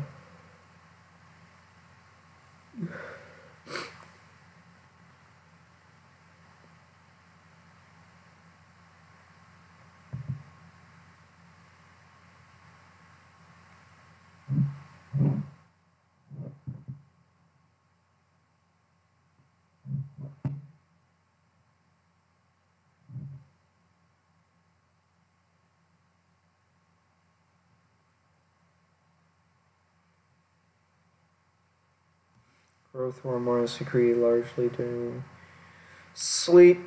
Cortisol is secreted during sleep and peaks during REM sleep. Disruption of the sleep-wake cycle can result in increased fatigue, poor judgment, and diminished health.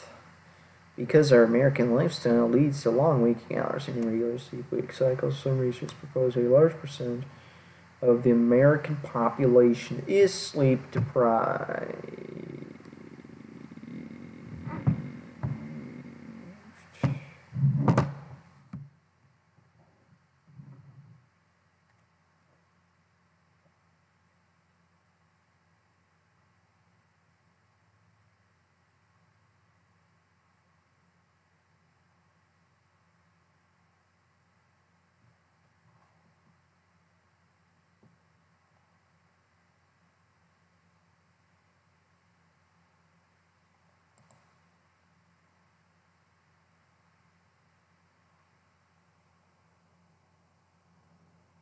Do people really...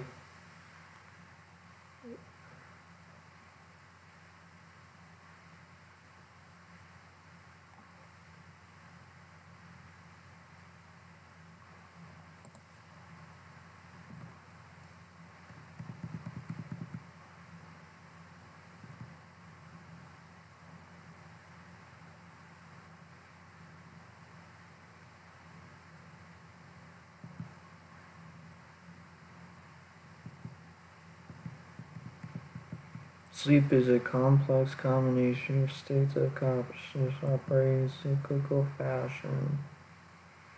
There are two distinct phases, rapid eye movement and slow wave sleep. Preparation for sleep begins with the hypnagogic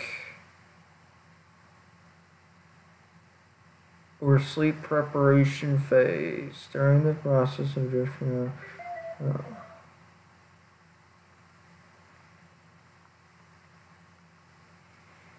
quiet relaxation produces alpha wave activity on an EEG.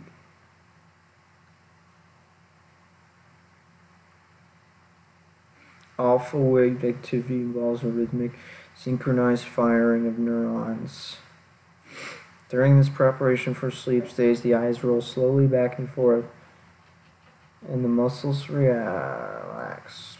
Sensitivity to outside stimuli is decreasing, but individuals are still aware of sounds. Environmental noises may be incorporated into drifting thoughts.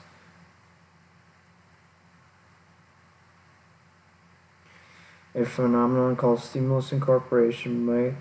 Myoclonic seizures or hypnic jerks may cause twitching and jerking in the hands, feet, and legs. Recent research indicates that myoclonia may actually be normal brief brain seizures that occur in all mammals. If relaxation leads to sleep, persons move progressively through 4 stages of quiet or slow wave sleep. Each stage involves progressively longer and slower brain wave development. Stage 1 is considered the first formal sleep stage. On EEG, alpha wave activity will give way to theta wave activity. The eyes roll slowly back and forth, and both breathing and heart rate decrease. Stage 2 is marked only by changes on the EEG. Theta waves still predominate, but sleep spindles and K complexes, brain activity in response to internal and external sensations, are peppered throughout the theta wave stages 3 and 4 deep stages. The presence of long, large waves called delta waves is the signature stage 3. You are considered in stage 4 when greater than 50% is delta waves. In these deepest stages, sensitivity to outside stimuli is absent and breathing is deep, regular.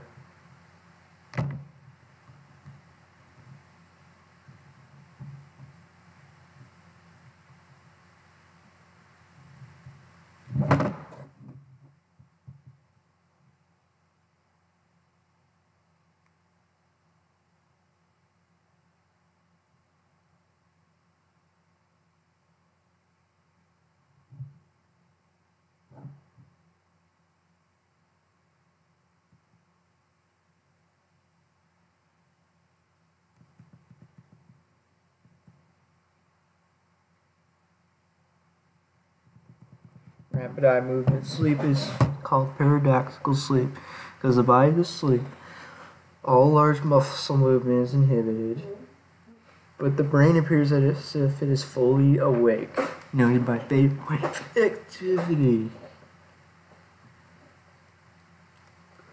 During the dreamy state, we are lying perfectly still on our beds, our eyes are darting rapidly back and forth, our breathing is shallow and irregular, and our heart rate and blood pressure increase. Males experience that, and females experience that. Dreaming is reported.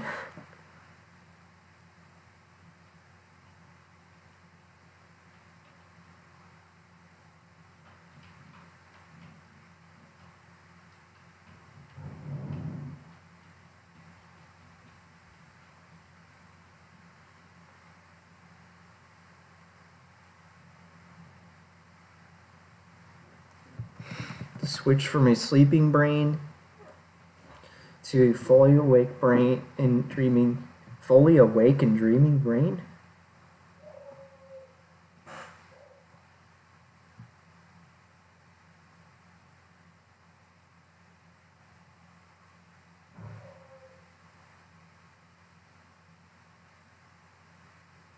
The switch from sleeping to fully awake and dreaming is accomplished by two systems alternating through the night. The reticular activating system runs from the medulla to the cortex and is active when awake and during REM sleep. The reticular system runs from the lower brainstem through the pons and medulla to the midbrain. The system is active at sleep onset and through sleep, deep sleep. Sleep patterns. Generally, it takes 30 to 45 minutes to progress from stage 1 to stage 4. Early in the night, sleepers tend to spend more time in deep sleep and then progress back up through the quiet sleep stages. Instead of entering stage 1, sleepers will enter a rapid eye movement sleep. Early in the night, REM periods are short, but as sleep progresses, REM get longer and deep sleep periods shorter. Toward morning, sleepers will alternate between 2 and 3 sleep and REM sleep, with the longest REM period occurring right before awakening. On a typical night's sleep, a sleeper will cycle about every 90 minutes, thus making the trip from stage 1 to 4 and back up to dream sleep about 4 or 6 times.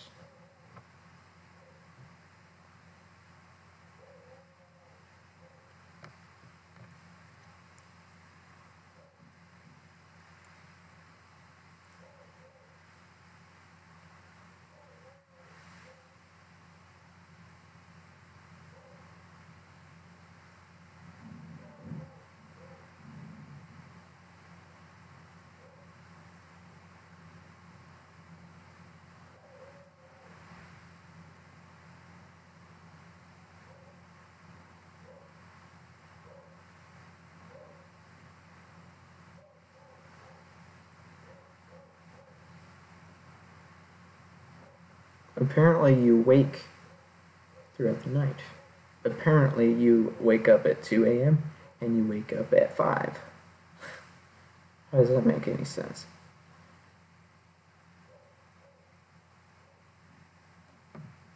I thought, okay, influence. Sleep 16, half their sleep is REM. Young adults spend about 20% of the night in dream sleep. Older adults often lack stage 4 and REM sleep drops to about 15%. The fact that REM sleep decreases with age suggests that dreaming plays a role in learning. Infants and young children are rapidly taking and processing large information.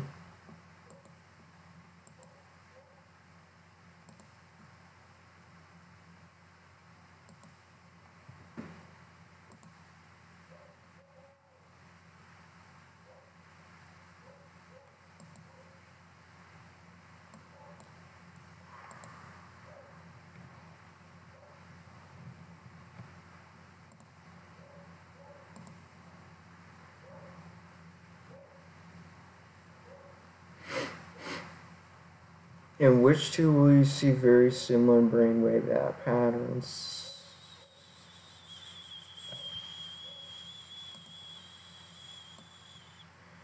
When you are starting to fully relax and get ready for sleep, theta waves. Stage 2 is associated with this. Which system turn on during REM sleep?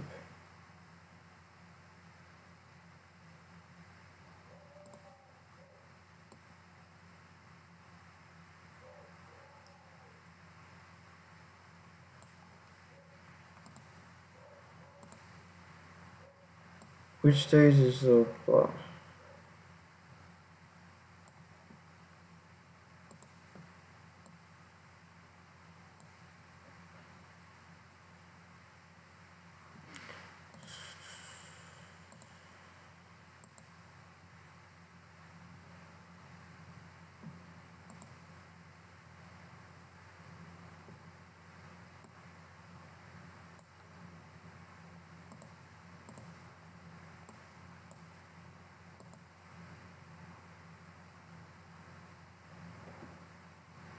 sleep needs disorders? Is sleep necessary? No, you can go your whole life without sleeping at all. Everyone knows that. Sleep deprivation has few noticeable effects from the outside, but on the inside, it's a different story. Lack of sleep results in increased sympathetic nervous system activity, which alters hormone release. When hormones deregulate, a series of events begins to unfold. You don't metabolize sugar as efficiently, you don't clear the body of stress hormones that can damage tissues, and your immune system doesn't function as well. If you don't get sufficient sleep, you might expect that you would need more deep sleep on subsequent nights, but it turns out that that is not what happens. Causing sleep deprivation by waking persons during sleep typically involves a phenomenon called REM rebound. REM rebound means that you will experience more REM cycles on the next nights when you do sleep. This suggests that dream sleep plays some kind of important psychological function.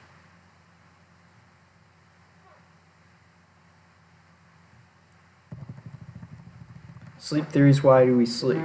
Both repair theory and ecological theory are valid explanations for why we sleep. Repair theory, sleep acts as a means to restore and replenish the body. Really?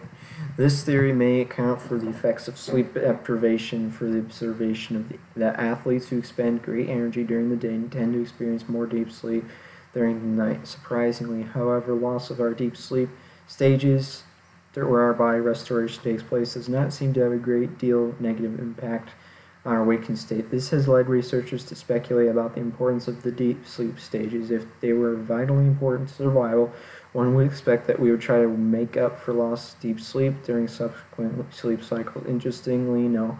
When sleep deprived, we tend to make up the missing REM cycles at the expense of deep sleep. Ecological theory sees sleep as a means to prevent harm or wasted energy, and this idea of sleep evolved as a means to allow our ancestors to conserve calories because resources were more scarce and difficult to obtain. A period of sleep in the day slows down metabolism and decreases energy expenditure. This theory may account for the wide range of sleep and sleep patterns.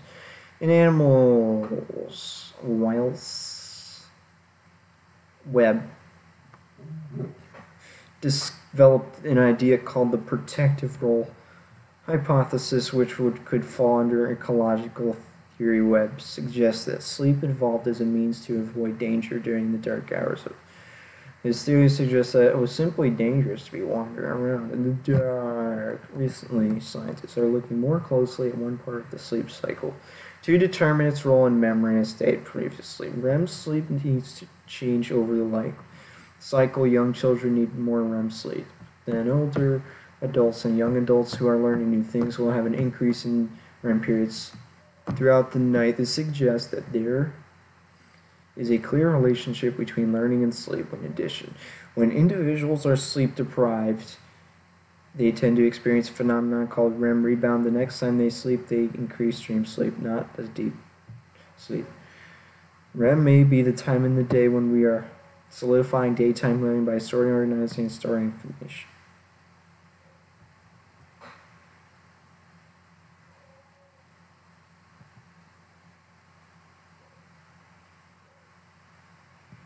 Apparently, I'm an adult now, so I only need 7 to 9 hours.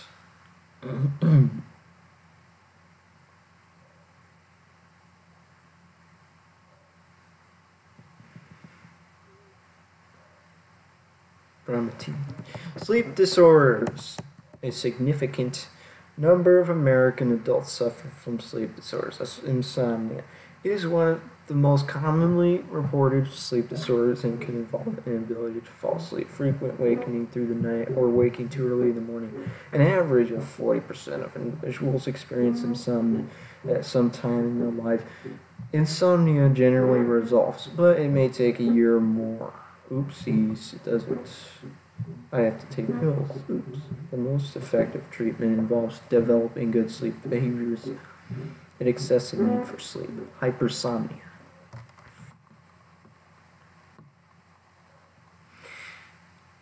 Generally occurs in conjunction with physical health problems or mental health disorders such as depression or addiction. Treating the underlying cause is necessary for resolving the problem. Another sleep disorder is a disturbing condition known as sleep apnea. People with this disorder do not breathe regularly during sleep. In fact, their breathing actually stops for as long as a few seconds to a minute or two. As the need for oxygen becomes acute, the person briefly awakens, gulps in air, and settles back to sleep, only to repeat the cycle and breathing stops again. A person with this disorder is unlikely to be aware that he or she wakes up to breathe as often as several hundred times a night. In adults, sleep apnea may be caused by a blockage in the upper air passage, especially in older, obese men whose airways may become blocked by excessive relaxation of the throat muscles during sleep. For adults, CPAP machines are used to force air through the throat during the night in infants. Sleep apnea seems to occur when the brain stops sending signals that trigger the breathing response. Some researchers believe that sleep apnea may be one cause of sudden infant death syndrome, commonly called crib death. There is evidence that breathing centers in the middle of the brain stem malfunction or die off, causing susceptible infants to stop breathing.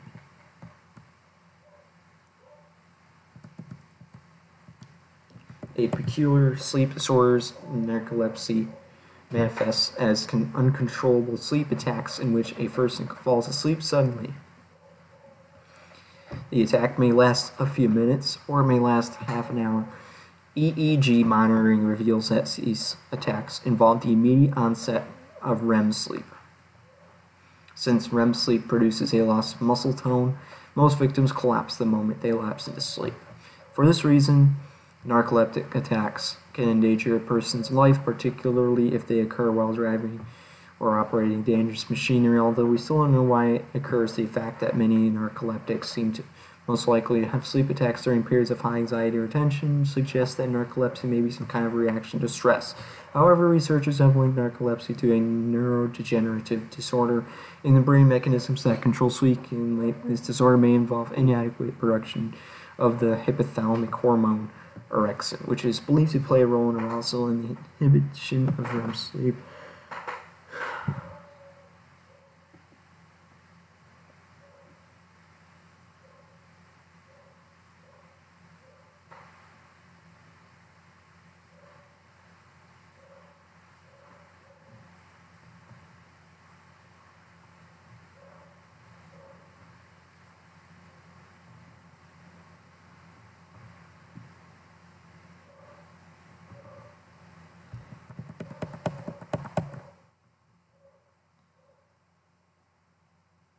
In REM behavior disorder, the sleeper often acts out their dreams, sometimes in violent ways, while the exact cause is unclear. Isn't that kind of like sleepwalking? Well, no, I guess not. While the exact cause is unclear, there are correlations between REM behavior disorder and narcolepsy and post-stroke events. It can also be a signal of impending degenerative brain damage such as Parkinson's disease. People often confuse sleep terrors with nightmares. Sleep terrors, like nightmares, come on.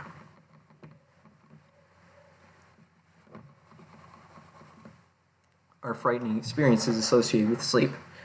However, they occur during stages 3 and 4, not during REM. Sleep terrors are generally confined to early childhood. Sleep terrors may occur with a piercing scream or cry for help. Typically, he or she sits upstairs unseeingly and perhaps gasps or hyperventilates. That happened to me only one time before. For some reason. Full awakening doesn't always occur following a sleep terror. In fact, it's more common for the individual to lie down and continue sleeping.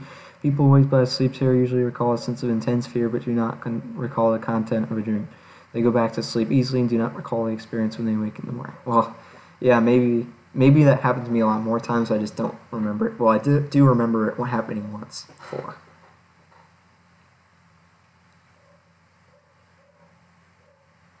For many years, it was believed that people who sleepwalk are acting out dream events. We now know that sleepwalking occurs during stage 3 and 4 of non-REM sleep, when the body is capable of movement. The duration of sleepwalking can vary from a few minutes, so it's not when you're dreaming, apparently. It can vary from a few minutes to over half an hour. During this time, it's virtually impossible to awaken the person. If awakening occurs, the individual is typically disoriented but does not recall the episode. Contrary to popular belief, there is no danger involved in awakening a sleepwalker. It's just difficult. After awakening, the person typically returns to sleep. Approximately 20% of the population has experienced sleepwalking. Should I do Crash from Sandy again, or should I do a different one?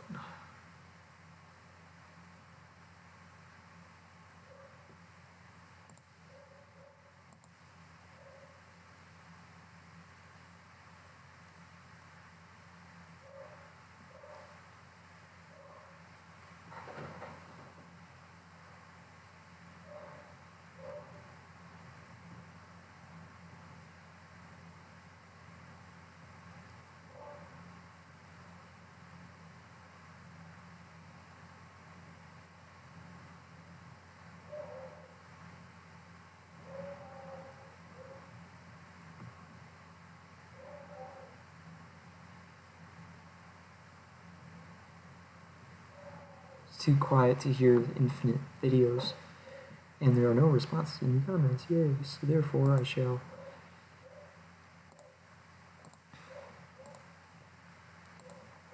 do Crash from Sandy again.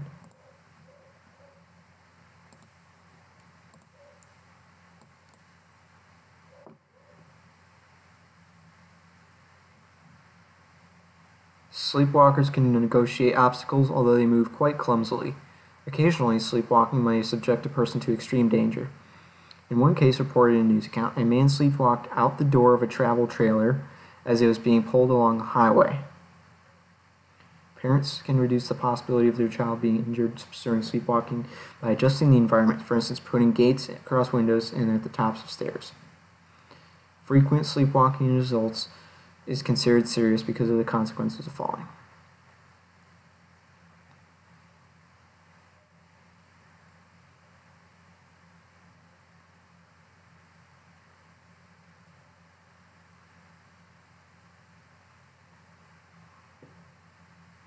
How can you possibly sleepwalk? Like, what is the why?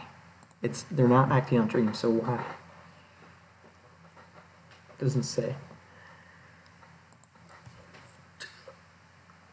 Oh man.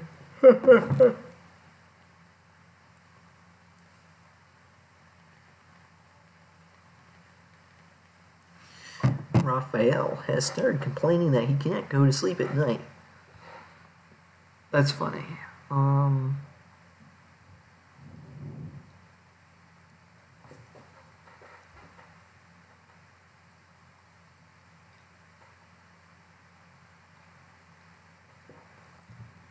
I don't know.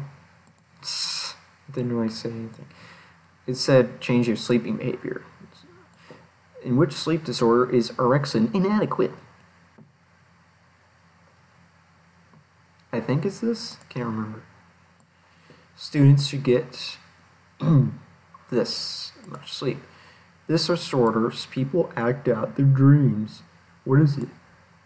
I forgot what it's called. Oh yeah, I can just look back at stuff. So.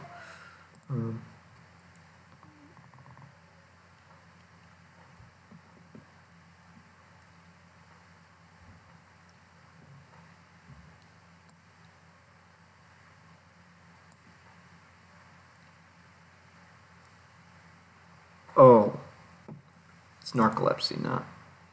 What would I put? Sleep apnea.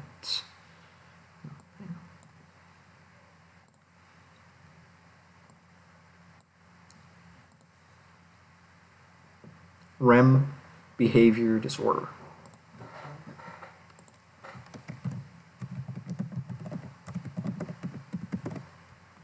When woken from a night terror, they report no.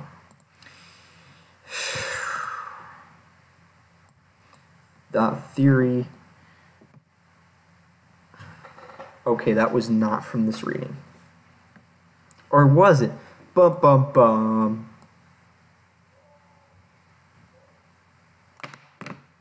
Repair theory?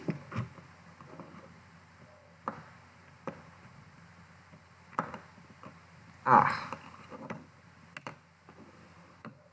have no idea. It doesn't seem to be any one of those.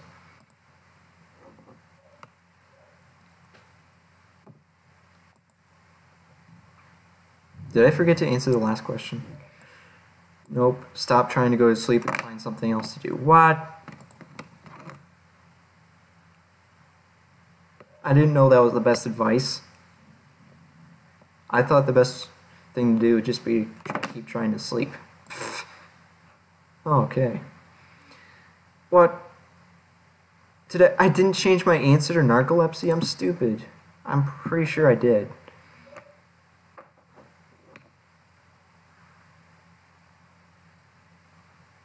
Cognitive theory?